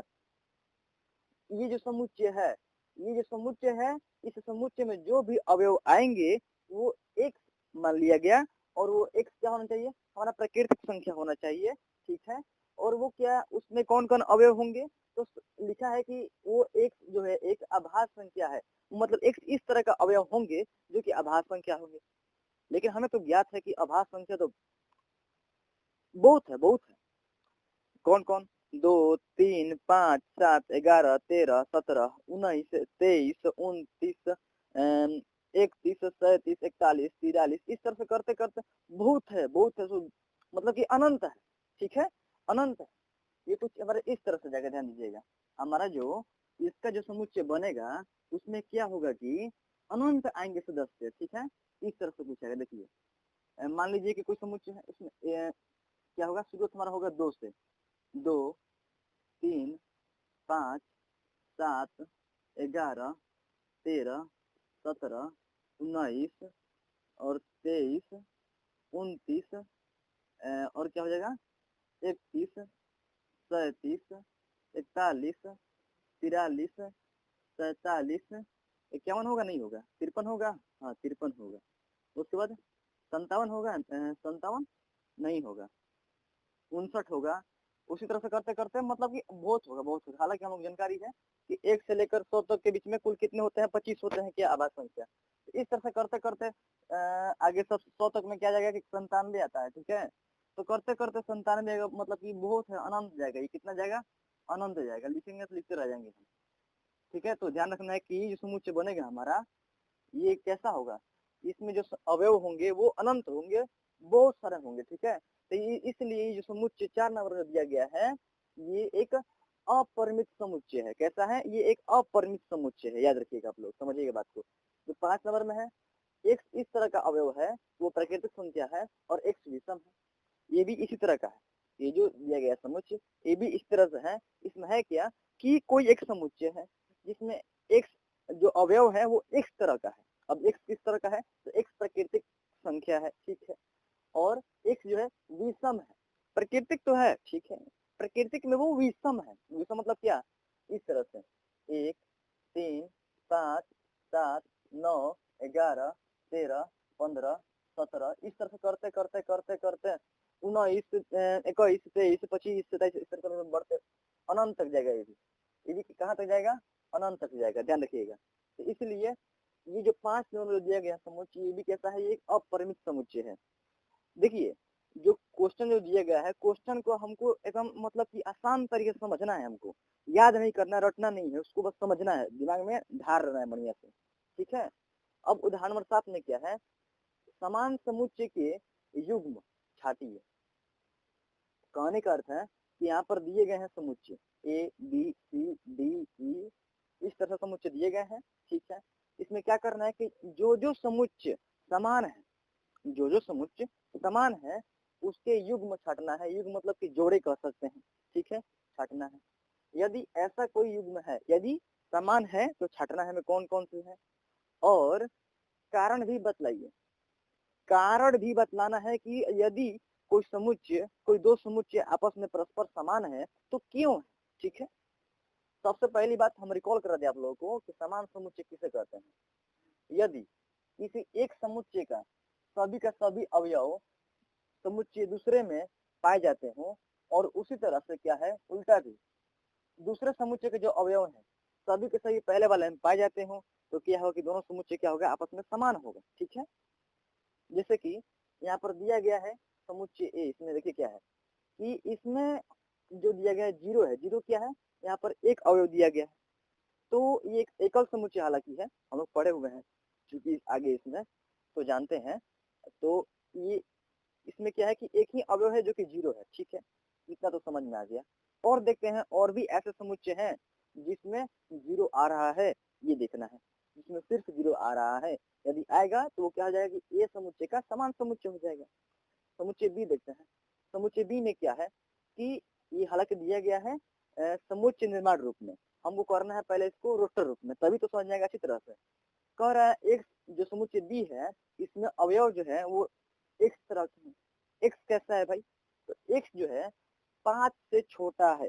5 मतलब क्या, देखिए 5 ऐसे इस तरह देखिए 5 से छोटा है, कहने का अर्थ है 5 से छोटा है और 15 से बड़ा है। तो 5 4 3 2 1 इस तरह से करते करते तुम जीरो, इधर 1 2 3 4 5 6 7 8 9 10 11 12 13 14 15 इस तरह से करते करते करते करते और इधर देखिए तो कह रहा है यहाँ पर ये जो समुच्चय है इसमें एक ऐसा संख्या है जो कि क्या है कि 5 से तो छोटा है। ये क्या है, छोटा का साइन है, ठीक है ना। इधर जो है ये जो नुकीला जो साइन है नुकीला नुकीलावा वाला, तो इधर जो होता है वो में गड़ जाता है, मतलब गड़ गया मतलब वो छोट हो गया। ठीक है, गड़ गया मतलब वो छोट हो गया। किसने गड़ा दिया, कि 5 में गड़ा दिया, तो ये छोट हो गया। ये छोट हो गया तो इसलिए समझें कि कौन बड़ा है कौन छोटा है। तो जिधर ये दो गो जिधर होता है साइन, ये दो गो वो बड़ा होता है। ठीक है, और इधर ये नुकीलवा होता है तो वो छोटा होता है। इधर ध्यान दीजिए, इधर ये नुकीलवा है ये छोटा है, और जिधर ये दो गो दिया गया है साइनवा पीछे की तरफ वो बढ़न है। तो यहाँ पर क्या समझेंगे कि 5 एक्स जो है 15 से बढ़न है, या फिर 15 जो है एक्स से छोटा है, तो कर सकते हैं बात बराबर है।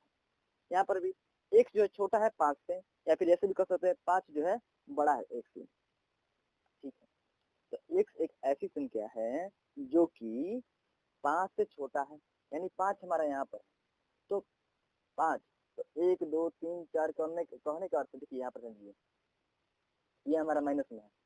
ठीक है, ये हमारा माइनस में है। ठीक है, तो यहाँ पर क्या है कि 5 छोटा, 5 हमारा यहाँ पर दिया है। ठीक है, छोटा के लिए क्या करना पड़ेगा, हमें लेफ्ट बढ़ना पड़ेगा। कहाँ, बाय बढ़ना पड़ेगा, नंबर लाइन पर बाय बढ़ना पड़ेगा। बाय जब बढ़ेंगे ना तो छोटा संख्या आएगा। देखिए 5 से छोट 4, 4 से छोट 3, 5 से छोट 2 भी है, 5 से छोट 1 भी है। जो अपने इधर जाएंगे उतने 5 से छोट होता जाएगा। ठीक, और जो x जो है 15 से बड़ा है, यानी 15 यहाँ पर हमारा है। ठीक है, तो 15 से इधर जाएंगे, इधर हमारा 16 आएगा, 3 क्या आएगा 17 आएगा, आएगा नहीं। तो इधर देखिए बड़ा होने के लिए क्या करना पड़ेगा, हमको इधर दाएं जाना पड़ेगा। किसी भी क्या होता है कि किसी एक संख्या से बड़ा चाहिए हमको, तो क्या करना पड़ेगा कि उस संख्या के हमारे हमको दाएं जाना पड़ेगा। ठीक है, यदि उस संख्या से छोटा चाहिए हमको तो उस संख्या से हमको बाएं आना पड़ेगा। तो कह रहा है कि x जो है 5 से छोटा है इसलिए हम 5 से बाएं आ गए, x जो है 15 से बड़ा है तो 15 से दाएं आ गए। तो अब बताइए कौन सी वो संख्या है जो 5 से छोटा है और 15 से बड़ा है। ऐसी कोई संख्या ही नहीं है जो 5 से छोटा है और 15 से बड़ा है। ठीक है ना, यदि बोलता कि 5 से बढ़न है और 15 से छोटहन है तो कहते कि 6 है 7 है 8 है 9 है 10 है 11 है 12 है 13 है 14, ये सभी संख्याएं हैं जो कि 5 से बड़ा है 15 से छोटा है। लेकिन ये उल्टा बोल दिया है, बोल दिया कि 5 से छोटा और 15 से बड़ा, ऐसा कोई संख्या नहीं है। इसीलिए जो यहाँ पर समुच्चय बी जो है ये क्या होगा, ये एक ऐसा समुच्चय होगा जिसमें एक भी अवयव नहीं होगा। इसको क्या बोलेंगे हम, रिक्त समुच्चय बोलेंगे। कैसा समुच्चय बोलेंगे, समुच्चय बी को हम लोग क्या बोलेंगे, ये एक हमारा रिक्त समुच्चय है। ध्यान रखिएगा कैसा समुच्चय है, रिक्त समुच्चय है।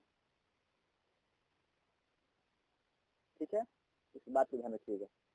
जो सी नंबर में है समुच्चय वो इस तरह से है कि समुच्चय सी जो है उसमें जो अवयव है वो एक तरह का है। ठीक है भाई, एक्स क्या है, तो एक्स इस समीकरण को सैटिस्फाई करेगा, इसका मतलब ये होगा। तो समीकरण क्या है, x माइनस 5 बराबर 0, x माइनस 5 बराबर 0, हमारा x क्या हो गया, 5 हो गया, यानी x हमारा निकल के आ गया कितना, 5। तो C में क्या होगा, जो समुच्चय C है उसमें एक अवयव आएगा जो कि क्या होगा, 5 होगा, ठीक है ना, जो कि 5 होगा, ठीक है। समुच्चय C जो है इसमें एक अवयव आएगा जो कि 5 होगा। तो समुच्चय C को हम लोग यदि हम लिखेंगे रोस्टर रूप में तो कैसे लिखेंगे, हम लोग इस तरह से लिखेंगे, समुच्चय C को 5, इसको इस तरह से मजले ब्रैकेट लगा देंगे। समुच्चय C को हम लिख दिए इस तरह से रोस्टर रूप में।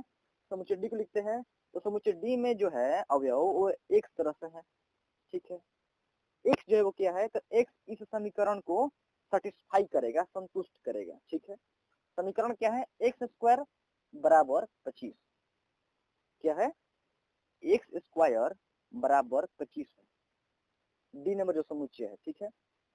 तो देखिए हम यदि एक्स स्क्वायर बराबर 25 यानी एक्स जो है और उधर जो ये स्क्वायर है उधर है क्या बन जाएगा, वर्गमूल, जिसको अंडर रूट बोलेंगे। तो रूट में आएगा 25 और रूट में 25 का 2 वैल्यू आएगा, कौन कौन सा, तो हमारा आएगा प्लस माइनस में 5, एगो प्लस का 5, एगो माइनस का 5। तो कहने का अर्थ है जो हमारा समुच्चय डी होगा इसमें 2 अवयव आएंगे, एक अवयव आएगा 5 और एक जो आएगा वो आएगा माइनस का 5, ध्यान रखिएगा बात को, ठीक है। समुच्चय डी में ये 2 अवयव आएंगे हमारे, ठीक है। तो इस तरह से हम 4 अभी निकाल लिए समुच्चय और ये 5वां बाकी है, रोस्टर रूप में करना बाकी है। तो ये क्या है, ये भी दिया गया है समुच्चय निर्माण रूप में, इसको हम लोग पहले रोस्टर रूप में कर लेते हैं, ठीक है ना। इसको हम लोग पहले रोस्टर रूप में कर लेते हैं। समुच्चय जो दिया गया है ई, इसको हम लोग रोस्टर रूप में कर लेते हैं। हालांकि उसमें दिया क्या गया है कि एक्स जो है, समुच्चय ई जो है उसमें जो अवयव है वो एक्स तरह के हैं, और एक्स क्या है, तो एक्स वह है जो इस समीकरण को सेटिस्फाई करेगा, संतुष्ट करेगा, ठीक है। और एक्स जो आएगा वह एक धन पूर्णांक मूल है, धन पूर्णांक लिखा होगा, ध्यान रखिएगा, क्या है, धन मतलब पॉजिटिव प्लस वाला, और पूर्णांक है यानी 1 2 3 4 जो आएगा वो पॉजिटिव वाला होता है। ध्यान रखिएगा हमेशा, यदि कोई पूछ दे पॉजिटिव में पूर्णांक कौन होगा तो जीरो शामिल नहीं होता है, क्योंकि जीरो जो होता है तो वो नहीं तो निगेटिव होता है नहीं तो पॉजिटिव होता है, नहीं तो ऋणात्मक होता है नहीं तो धनात्मक होता है, इसलिए इसमें जीरो शामिल नहीं होगा। धन पूर्णांक में जितने प्राकृतिक संख्या हमारा हो गया 1 2 3 4 5 6 यही शामिल होंगे इस तरह से, ठीक है। तो इस समीकरण को कौन कौन सेटिस्फाई करते हैं निकाल लेते हैं, पहले मूल इसका हम, तो क्या दिया गया है, x square minus 2x minus का 15 बराबर 0, ठीक है। इसको हम लोग क्या करते हैं, स्प्लिट करते हैं, मध्यम जो दिया गया है पद इसको तोड़ते हैं, कैसे, तो एक्स स्क्वायर आप लोग को तोड़ने आता होगा, ठीक है। कैसे करना क्या है, थोड़ा इस तरह से जाता है कि जो दिया गया है, देखिए क्या करिए आप, ये जो दिया गया है पद इसको ए मानिए आप, ठीक है। ये जो दिया गया है पद इसको आप बी मानिए आप, ठीक है। ये जो दिया गया है पद इसको सी मानिए आप, ठीक है ना, साइन के साथ में, विद साइन, ठीक है ना। करना क्या है हमको, यदि हम गुणा करें ए गुणे सी, ए गुणे सी, तो क्या हो जाएगा, एक्स स्क्वायर गुणे माइनस का 15, एक्स स्क्वायर हमारा ए है, माइनस का 15 हमारा सी है, तो गुणा करें तो कितना आ जाएगा, माइनस का 15 एक्स स्क्वायर, ठीक है। उसी तरह से क्या करना है कि हमें जो इसमें बी दिया गया है, क्या दिया गया है, माइनस का 2x दिया गया है हमें, ठीक है ना। तो करना क्या है कि कोई ऐसी दो संख्या निकालनी है जिसको आपस में जोड़े या घटाएं, तो क्या आना चाहिए, हमारा बी आना चाहिए, बी आना चाहिए, ठीक है ना, हमारा बी आना चाहिए। बी हमारा क्या है, माइनस का 2x, जो कि हमारा बी है, ठीक है। और ए सी क्या है हमारा, इसको ए सी बोलेंगे, ये माइनस का 15 एक्स स्क्वायर। तो हमको ऐसी दो संख्या ढूंढनी है जिसको आपस में गुणा करें तो क्या हो कि माइनस का 15 एक्स स्क्वायर आए, और उसको आपस में जोड़ घटाव करें तो कुछ माइनस का 2x है। तो ऐसी दो संख्या है कौन कौन, एक है 5x और 3x। यदि हम माइनस ले यहाँ पर, क्योंकि हमें माइनस में चाहिए यहाँ पर मध्यम वर्ग, इसलिए हम बड़का वाला माइनस लगाए हैं, ठीक है ना। छोटा हम लगाएंगे तो प्लस में आ जाएगा, मान लीजिए इससे माइनस लगा दिए, इसको प्लस कर दिए तो प्लस का 5x और माइनस का 3x, तो हमारा 2x आ जाएगा किस में, प्लस में, जो कि हमको माइनस में चाहिए यहाँ पर, इसलिए इसको हम माइनस में लेंगे, इसको माइनस में लेंगे और इसको प्लस में लेंगे, ठीक है ना। तो क्या हो जाएगा, माइनस का 2x हमारे यहाँ आ जाएगा, ठीक है। गुणा करेंगे तो प्लस माइनस माइनस यहाँ पर है, 15 यहाँ पर है, x गुणे x x² यहाँ पर है, इसलिए दो जो पद निकलेंगे कौन कौन से निकलेंगे, माइनस का 5x प्लस का 3x और माइनस का 15 बराबर 0, ठीक है। ये इसको हम इस तरह से तोड़ दिए, आगे क्या करेंगे, कॉमन निकालेंगे, जो समान है उसको निकाल लेंगे, x दोनों में, इसमें भी इसमें भी निकाल लिए, इसमें से एक x बच गया, माइनस का 5, ठीक है, बच गया इसमें। इसमें करेंगे प्लस का 3 निकाल लेंगे, इसमें x बच जाएगा, माइनस का 5 बच जाएगा, कैसे कि 3 गुणे x 3x हो गया, माइनस 5 गुणे 3 माइनस का 15 हो गया, बराबर के 0। इसमें से क्या करेंगे, समान निकालेंगे, किस तरह से, इधर देखिए, ये एक पद हो गया और ये एक पद हो गया, इसमें से करें x माइनस 5 इसमें भी है, x माइनस 5 इसमें भी है, तो बाहर निकाल लेंगे, तो x माइनस 5 बाहर निकल गया, इसमें से बच क्या गया, x बच गया, इससे क्या बच गया, 3 बच गया प्लस का, तो x प्लस 3 इस तरह से अलग हो जाएगा, बराबर के 0।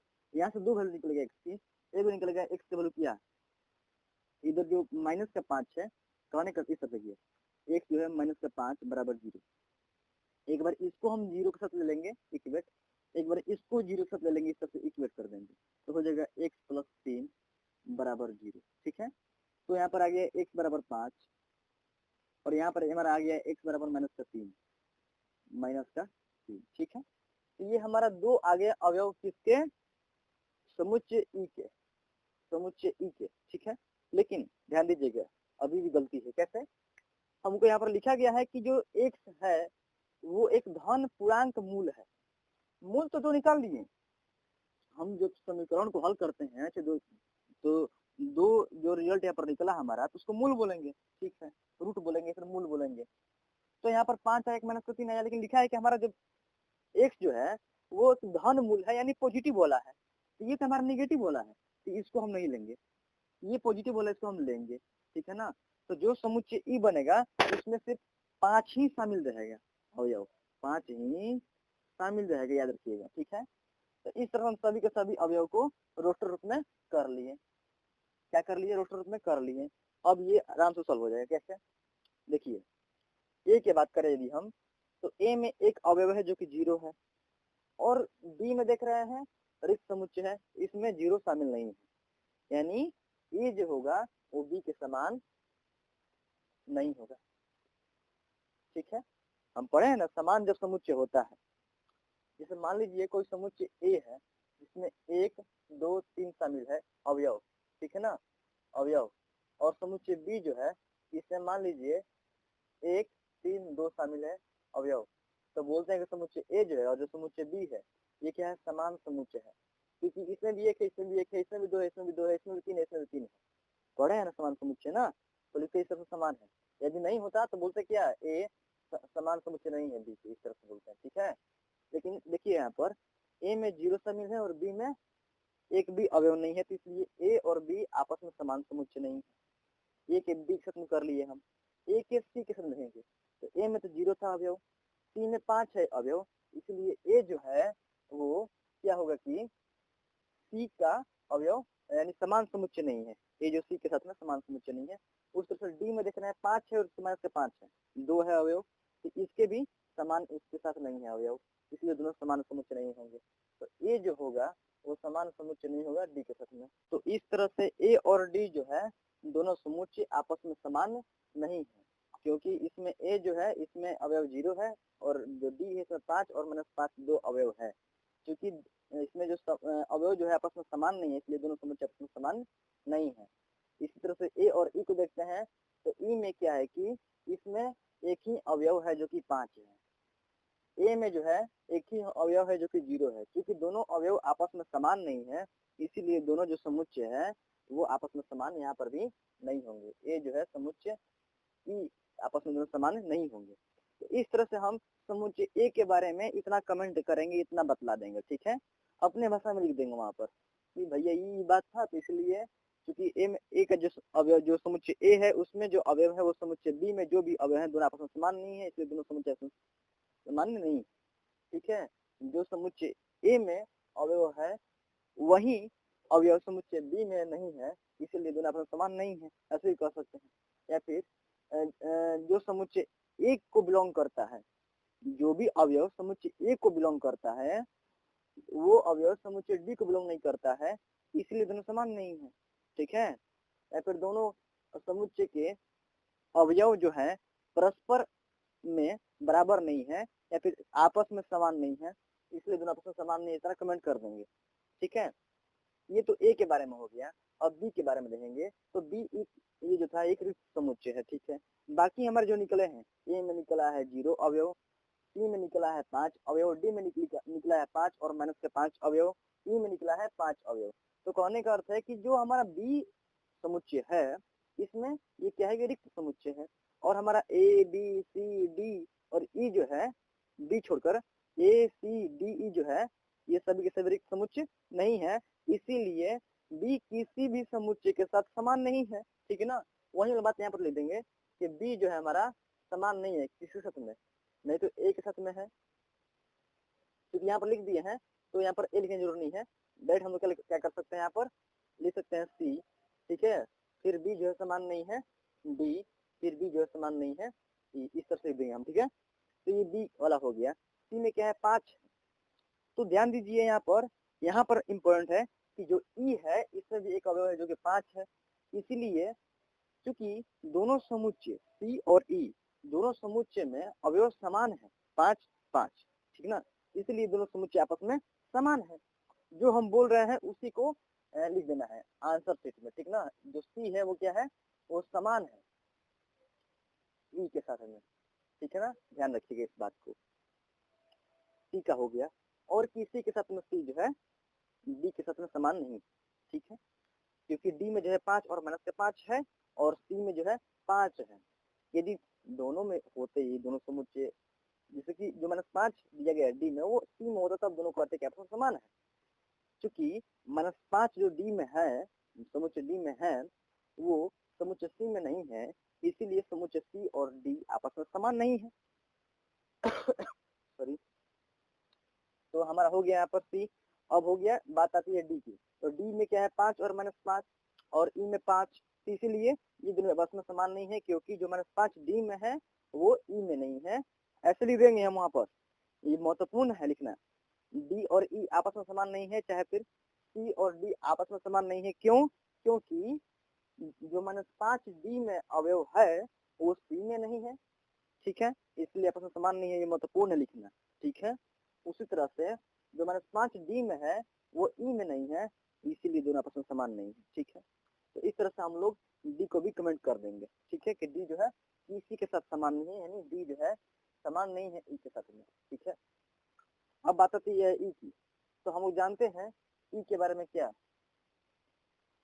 ई जो है हमारा पहले से किसके साथ समान था, समुच्चय सी के साथ समान था और किसी के साथ में समान नहीं था। तो इसमें यही बताना था कि कौन कौन आपस में दो समान है, तो वो दो सी और ई ही है जो आपस में समान है और कोई समान नहीं। ये हमारा उदाहरण 7 हो गया। 8 में से निम्न समुच्चय युग्मों में से कौन से समान है, यानी दो समुच्चय दिए गए हैं 1 और 2, दोनों में से कहने का अर्थ है कि जो एक में दिया गया है इसमें दो समुच्चय दिए गए हैं, और जो 2 है उसमें जो दिए गए हैं इसमें भी दो समुच्चय दिए गए हैं। बतलाना है कि क्या वो परस्पर आपस में समान है या नहीं है। ठीक है, तो अपने उत्तर को औचित्य बताइए, मतलब कि अच्छे तरीके से बतलाना है। ठीक है ना, कि कैसे समान है दोनों आपस में या फिर नहीं है। ये समान तो देखिए क्वेश्चन बहुत आते हैं, ठीक ना, इससे भी एक आध दो क्वेश्चन जरूर दिख जाएगा। अब यदि इस चैप्टर का टेस्ट हो या फिर कहने करते एग्जाम में आए इस चैप्टर को, तो 1 या 2 यहाँ से भी क्वेश्चन दिख सकते हैं हमें। तो इसमें क्या है कि बताया जा रहा है कि 1 नंबर में कि एक, ठीक है, शब्द एलोए के अक्षरों का समुच्चय। ठीक है, कहने का अर्थ है कि कोई समुच्चय है जिसको कैपिटल में एक नाम दे दिया गया। ठीक है, कैपिटल में एक नाम दे दिया गया, उसमें क्या अवयव है, तो ये शब्द दिया गया है एलोए। इसी शब्द एलोए के जो भी लेटर हैं वही क्या है, एक समुच्चय का क्या है, अवयव है। यहाँ पर एलोए में क्या है, ए है, एल है, एल है, ओ है और वाई। क्योंकि यहाँ पर हम एल डबल नहीं करेंगे, रिपीट नहीं करेंगे, ठीक है ना, क्योंकि जो अवयव होते हैं उसको रिपीट नहीं करते हैं हम, तो ऐसे ही रहने देंगे, एक कर देंगे यहाँ पर, और ये हमारा समुच्चय बन गया। यहाँ पर समुच्चय बी जो है वो भी है इस तरह से है कि इसमें लोयल के अक्षरों का समुच्चय, ये भी एक समुच्चय है। लोयल के अक्षर क्या है, एल है, ओ है, वाई है, ए है, L, L O Y A L, ठीक है। इसमें ध्यान दीजिएगा आप लोग कि एल जो है 2 बार लिखी गई है, तो 2 बार लिखा गया है, तो इसलिए इसको एक बार हटा देंगे यहाँ पर, ये हो गया।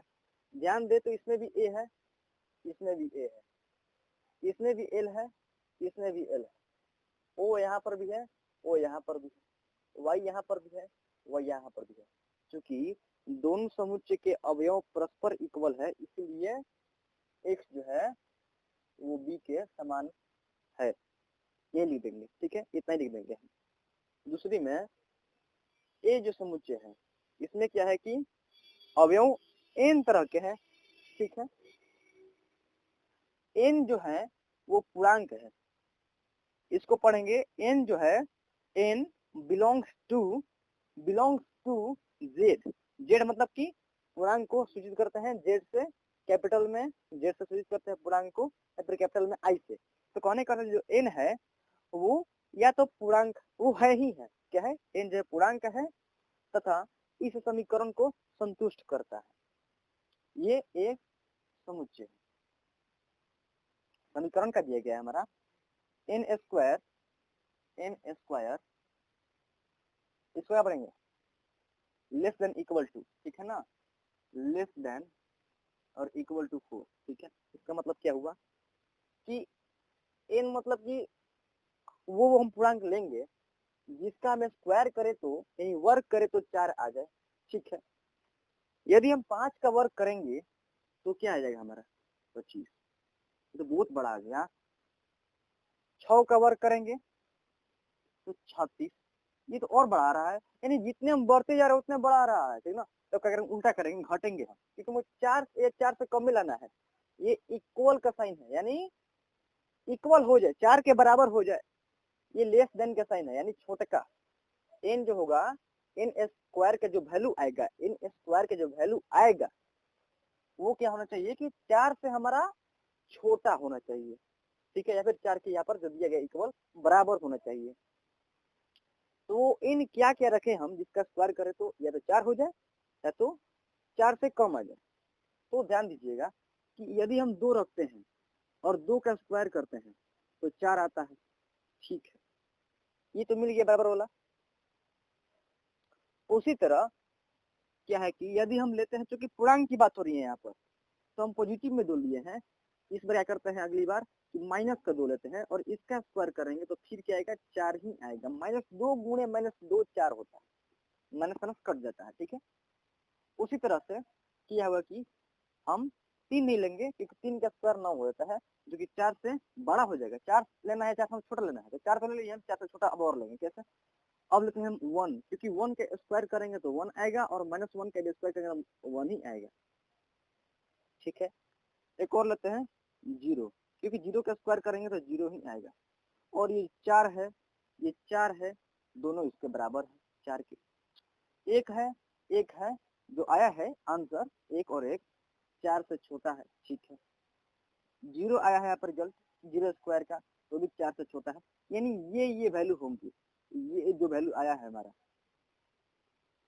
यही इसमें शामिल होंगे। ध्यान दीजिएगा, माइनस का 2 2, माइनस का 1 1 0 इन के जगह पर आएंगे। तो जो समुच्चय ए होगा उसमें कौन कौन शामिल होंगे, ध्यान रखिएगा, माइनस का 2 कॉमा, माइनस का 1 कॉमा, 0 कॉमा, 1 कॉमा 2, ये हमारे शामिल होंगे जिसमें समुच्चय ए में। ध्यान दीजिएगा, आई बोल रहा है कि बी भी एक समुच्चय है जो कि वहां पर अवयव इस तरह से है कि वो वास्तविक संख्या है, यानी रियल नंबर वास्तविक संख्या को बिलोंग करता है, यानी वो वास्तविक संख्या अवयव है और इस समीकरण को सेटिस्फाई करता है, ठीक है। तो पहले समीकरण को लेते हैं, समीकरण को देखते हैं, तो यहाँ पर लिखिए ना,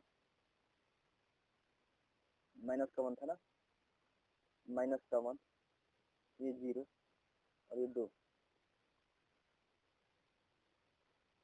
ठीक है। तो क्या करते हैं हम, जो दिया गया है बी नंबर में, एक्स स्क्वायर जो है माइनस का 3x प्लस का 2 बराबर 0, इसको तोड़ते हैं उसी तरह से,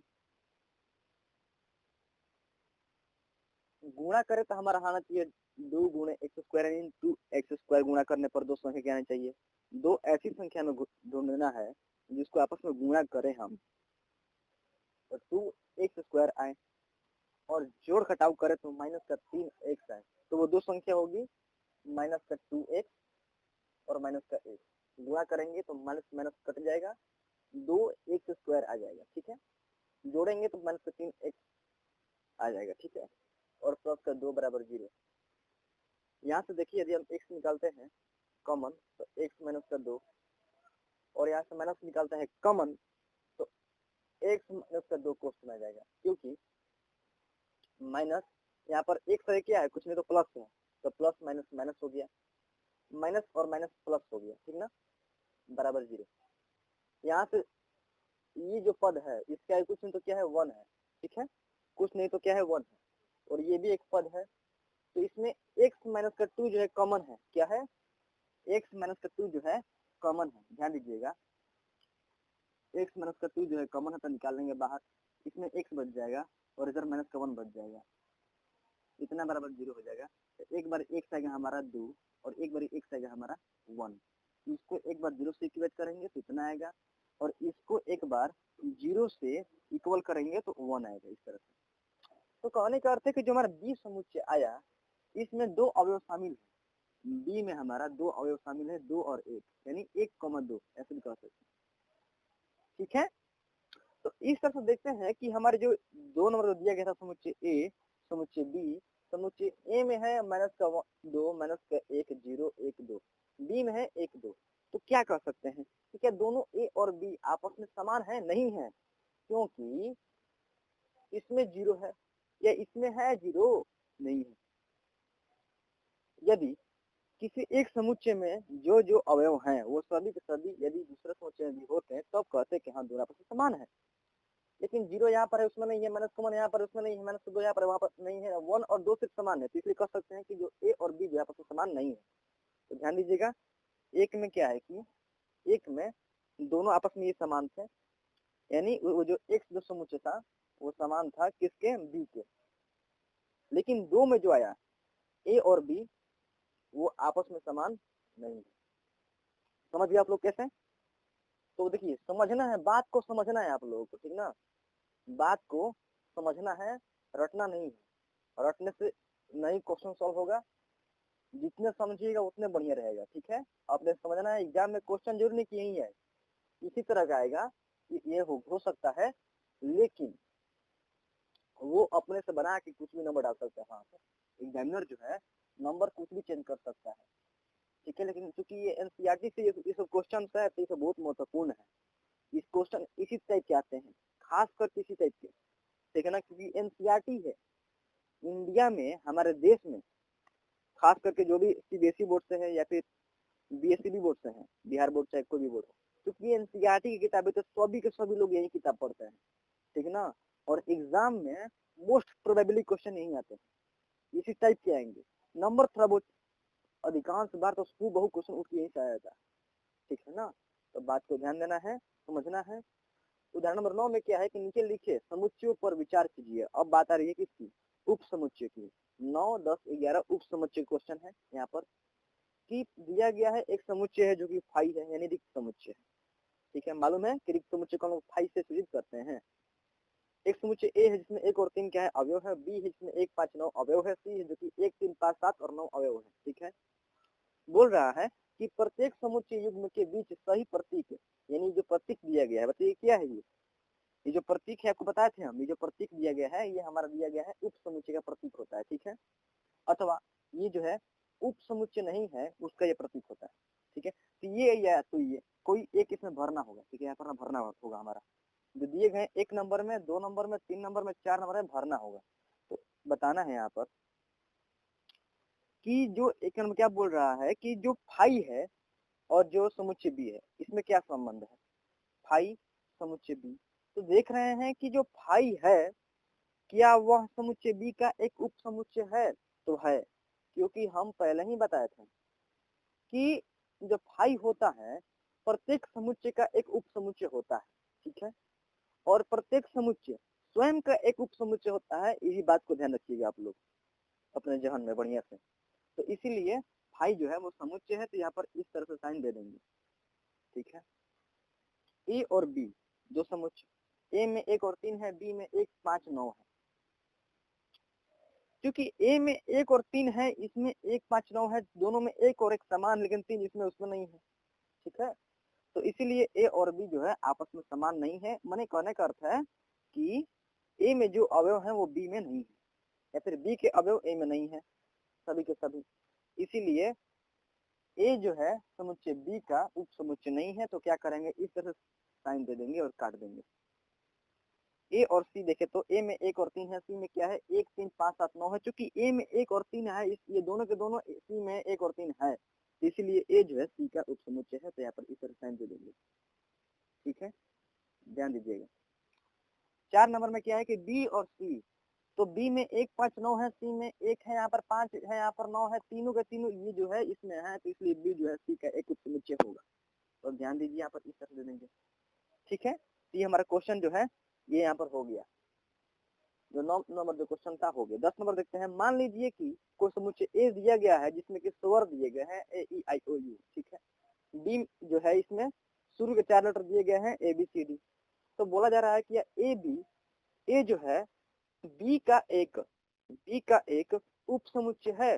मतलब ये तो क्वेश्चन में पहले ही कर चुके हैं, पहले ही किए थे। ए और बी जो है, क्या ए जो है समुच्चय बी समुच्चय का उप समुच्चय होगा?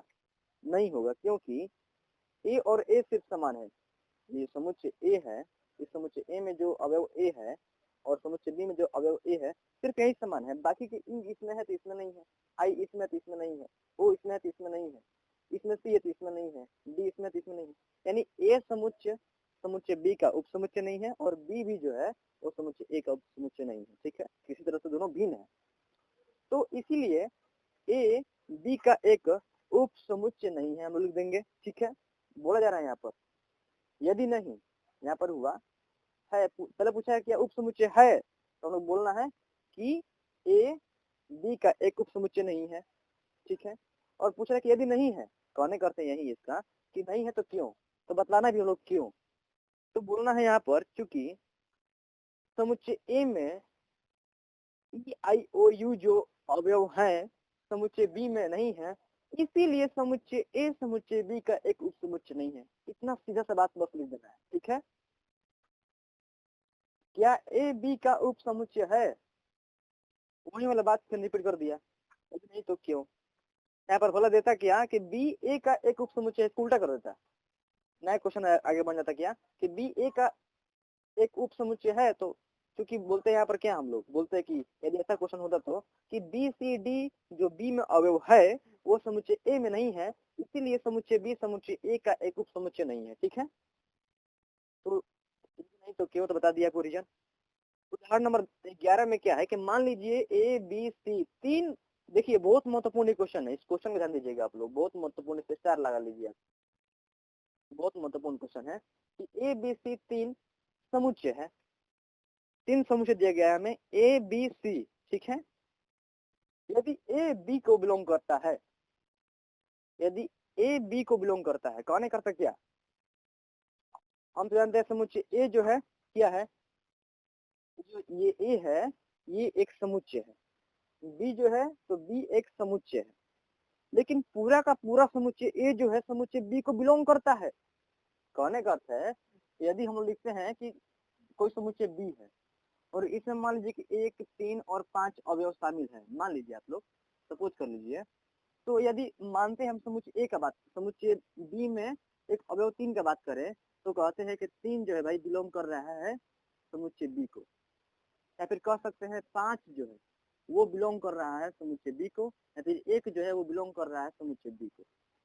इस तरह से लिखते हैं हम लोग ना, बात सुना रहा है ना, इस तरह से लिखते हैं।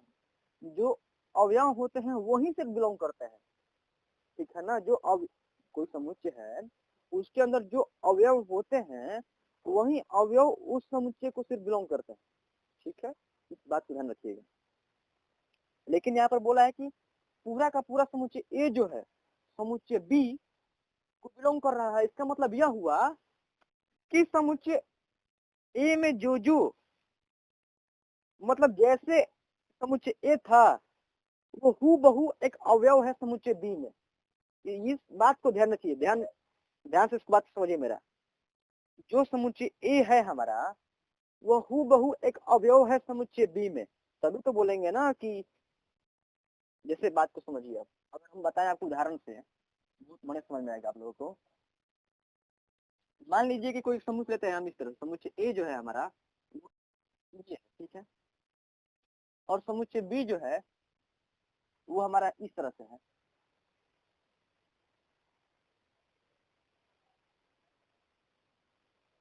ध्यान दीजिए, यहाँ पर जो समुच्चय ए है वो ऐसा है, समुच्चय बी जो है ऐसा है। तो यहाँ पर बोलेंगे कि जो समुच्चय ए है वो बिलोंग कर रहा है किसको, समुच्चय बी को, यहाँ पर, ठीक है ना। क्योंकि ये जो समुच्चय है ये जो है चीज है ये हूबहू इसमें है। ये है क्या, ये समुच्चय ए है क्या, तो समुच्चय ए है। तो हम चूंकि बोल सकते हैं कि ये जो समुच्चय बी है, देखिए इसको यदि हम हटाते हैं तो ये जो होता है ये और ये दोनों अवयव है समुच्चय बी के, ठीक है ना। ये मझले कोष्टक हो गया, ठीक है। तो इस तरह से बोलेंगे कि जो दो है वो बिलोंग कर रहा है बी को यहाँ पर। उसी तरह से कह सकते हैं कि जो ये मझले कोष्टक में जो एक है ये बिलोंग कर रहा है बी को, क्योंकि ये भी एक अवयव है बी का, और ये भी दो जो है ये भी एक अवयव है बी का, ठीक है ना। क्योंकि है क्या, ये है तो ये एक तो समुच्चय ए है, तो वही लिखा गया है ए जो बिलोंग कर रहा है बी को, ठीक है ना। बात में रहा है ना, तो वही बात है यहाँ पर। और बोला जा रहा है कि तथा बी जो है सी का उप समुच्चय है, सबसेट है। तो बी जो है सी का सबसेट कब होगा भाई, यदि समुच्चय बी का जो अवयव होंगे वो सभी के सभी अवयव समुच्चय सी में होंगे। कहने का अर्थ है, देखिए बात को समझिए। अब हमारा सी यहाँ पर किस तरह से होगा, जो समुच्चय सी होगा वो कैसा होगा, तो वो हमारा इस तरह से होगा। देखिए बात को ध्यान दीजिएगा, बहुत महत्वपूर्ण क्वेश्चन है ये, ठीक है ना, है ना। हमारा समुच्चय सी इस तरह से होगा, ध्यान दीजिए। इसमें इसमें तीन अवयव है, समुच्चय सी में तीन अवयव है। एक है अवयव हमारा ये वाला, एक है अवयव ये वाला, और ये है एक अवयव ये वाला, ठीक है। क्योंकि ये दोनों अवयव से, यही दोनों अवयव का जो समुच्चय बना हुआ है वो हमारा बी है, ठीक है ना। क्योंकि ये दोनों अवयव के मिलने से जो बना है हमारा समुच्चय वो बी है, ठीक है। इसीलिए बी जो है समुच्चय सी का एक सब उप समुच्चय है, बोल सकते हैं। क्या है, उप समुच्चय है। हम पढ़े हैं ना कि यदि कोई समुच्चय ए है, ठीक है, और दूसरा कोई समुच्चय बी है, यदि समुच्चय ए में सभी के सभी अवयव जो है वो समुच्चय बी में हो, तो बोलेंगे कि समुच्चय ए जो है समुच्चय बी का एक उप समुच्चय है। वही बात है कि जो भी समुच्चय बी में अवयव है, एक ये है और एक ये है, दोनों के दोनों समुच्चय सी में शामिल है। तो बोलेंगे कि जो समुच्चय बी है समुच्चय सी का क्या है, एक उप समुच्चय है। बी जो है सी का एक उप समुच्चय है, ठीक है। इसको बीसी सी मत समझिए, ये क्या है, बी जो है सी का एक उप समुच्चय है, ठीक है ना। तो इस तरह से बात हो रही है। तो क्वेश्चन में कह रहा है तो क्या यह सत्य है कि ए जो है सी का उप समुच्चय होगा, ए जो है सी का उप समुच्चय होगा, क्या होगा, हाँ होगा ना, होगा ना, क्यों नहीं होगा। अरे भाई चूंकि हम बताए भी ना, ये वाला जो है और ये वाला जो है दोनों अवयव इससे इसमें भी है, तो इसलिए बी जो है सी का उप समुच्चय है, ठीक है। क्योंकि ये जो है इसमें भी है, इसलिए ए जो है सी का भी उप समुच्चय ये इस तरह से होगा। नहीं होगा, बात को समझिए, क्यों नहीं होगा। क्योंकि ध्यान दीजिए कि ये जो है ये और ये जो अवयव है इन दोनों का समुच्चय यहाँ पर लिया गया है। यहाँ पर बहुत से मझले कोष्टक लगाया गया है, ध्यान दीजिए, पर मझले कोष्टक लगाया गया है, मझले कोष्टक दोबारा ये अलग ये एक अवयव हो गया, ये एक अवयव हो गया, और दोनों अवयव के बाहर लगा दिया गया मझले कोष्ठक, ये बन गया एक समुच्चय और ये बी से नाम दे दिया गया। लेकिन ये जो है सिर्फ एक अवयव है सी का। और अवयव कभी भी, बात को ध्यान दीजिए कि अवयव कभी भी किसी समुच्चय का जो होता है, किसी समुच्चय का अवयव कभी भी बिलोंग करता है, उसका उप समुच्चय नहीं होता। यदि अवयव का हम समुच्चय बना दे, यदि हम अवयव का समुच्चय बना दें तो वो समुच्चय जो होगा, वो जो समुच्चय होगा वो उप समुच्चय हो जाएगा। कहने का अर्थ है कि जो समुच्चय सी है, इसमें यदि हम दो लेते हैं तो दो क्या है, अवयव है, तो अवयव हमेशा बिलोंग करते हैं सी को, ठीक है ना। ऐसा नहीं है कि दो जो है सबसेट हो जाएगा सी का, बहुत बात। यदि दो समुच्चय बन जाता इस तरह से, दो एक समुच्चय बन गया, बाहरी हम लगा दिया, बाहरी क्या मझले कोष्ठक समुच्चय बन गया, तब बोलेंगे कि ये क्या है, सी का एक उप समुच्चय है, ठीक है ना। तो इसीलिए ये जो है सी को बिलोंग करेगा, ठीक है। ये एप्सिलॉन सी होगा, ये एप्सिलॉन सी होगा, और ये है क्या, ये हम लिए है पहले से ए लिए है, तो कहने का अर्थ है हमारा ए जो होगा वो एप्सिलॉन सी हो जाएगा, ठीक है ना, ये इस तरह से हो जाएगा। लेकिन हमारा ए उप समुच्चय है सी का, ये नहीं होगा। यदि इसके बाहरी से लगा होता, इस तरह से देखिए, इस तरह से लगा होता, यदि ऐसा लगा होता तो बोलते कि ये एक अवयव था जो कि इसमें भी था, दोनों में है, समुच्चय ए में भी ये अवयव है, समुच्चय सी में भी अवयव है। चूंकि मझले कोष्ठक बार एक बार और लगा दिए हम, तो ये एक समुच्चय बन गया, ठीक है ना। तो बोलेंगे कि तब जाकर ये क्या होता कि समुच्चय सी के एक सबसेट होता, उप समुच्चय होता। लेकिन यहाँ पर ये नहीं लगा हुआ है, सिर्फ जस्ट के तस्त सिर्फ अवयव लिया गया है, तो क्या है यहाँ पर, तो यहाँ पर ये जो है इसको बिलोंग करेगा, इसका उप समुच्चय नहीं होगा, ठीक है ना। तो ए सी का उप समुच्चय नहीं होगा, ऐसा लिखना है। यदि नहीं तो एक उदाहरण दीजिए, उदाहरण ये दीजिएगा, ठीक है ना। क्या करना है, कुछ नहीं करना है यहाँ पर, कि एक लीजिएगा ए, ठीक है ना, इस तरफ देखिए। अच्छा, दूसरा उदाहरण दे रहे हैं इसी को, बस ऐसा ही है, बस हम चेंज कर रहे थोड़ा सा, ले रहे हैं हम एबीसीडी का अल्फाबेट इस तरह से, कि कोई ए है समुच्चय जिसमें ए इस तरह से अवयव है, एक समुच्चय जो कि ऐसा है, डी भी है जो कि इसमें जो समुच्चय था डी में एक अवयव बन गया,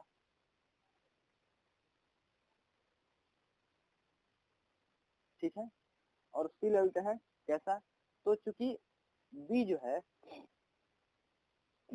है सी का उप समुच्चय है, कहने का अर्थ है कि जो अवयव बी में होंगे वो सी में है, यानी इसे होना चाहिए। इसको ले लिया यहाँ पर भी एक और ले रहे हैं यहाँ पर, ठीक ना, एक और ले रहे हैं यहाँ पर, ठीक है। तो यहाँ पर ये उदाहरण ले लिए ए बी सी, यहाँ पर बोल देंगे कि हमारा ए जो है, ये जो है बी में अवयव है, तो बोलेंगे ए जो है बिलोंग करेगा बी को, ये बोल देंगे। बी में जो अवयव है वो सभी से सी में, इसलिए बी जो होगा वो उप समुच्चय होगा सी का, ये भी बोल देंगे। क्योंकि ए में ये जो है इसमें सिर्फ एक अवयव है, अवयव बना हुआ है, तो इसलिए ये जो है इसके बिलोंग करेगा, ये जो है बिलोंग करेगा सी को, ये बोल देंगे, ठीक है ना। तो इसलिए ये जो उदाहरण है जितने भी दिए थे बुक में हमारे, वो सॉल्व हो गए। और आगे जो हमारा पार्ट 3 आएगा उसमें भी जो आगे हम लोग पढ़ना है, यूनिवर्सल सेट जिसको बोलते हैं, पावर सेट, ये सब पढ़ने हम लोगों को पढ़ेंगे उसमें। तो एकदम अच्छी तरीके से हम लोग पढ़ेंगे अभी आगे।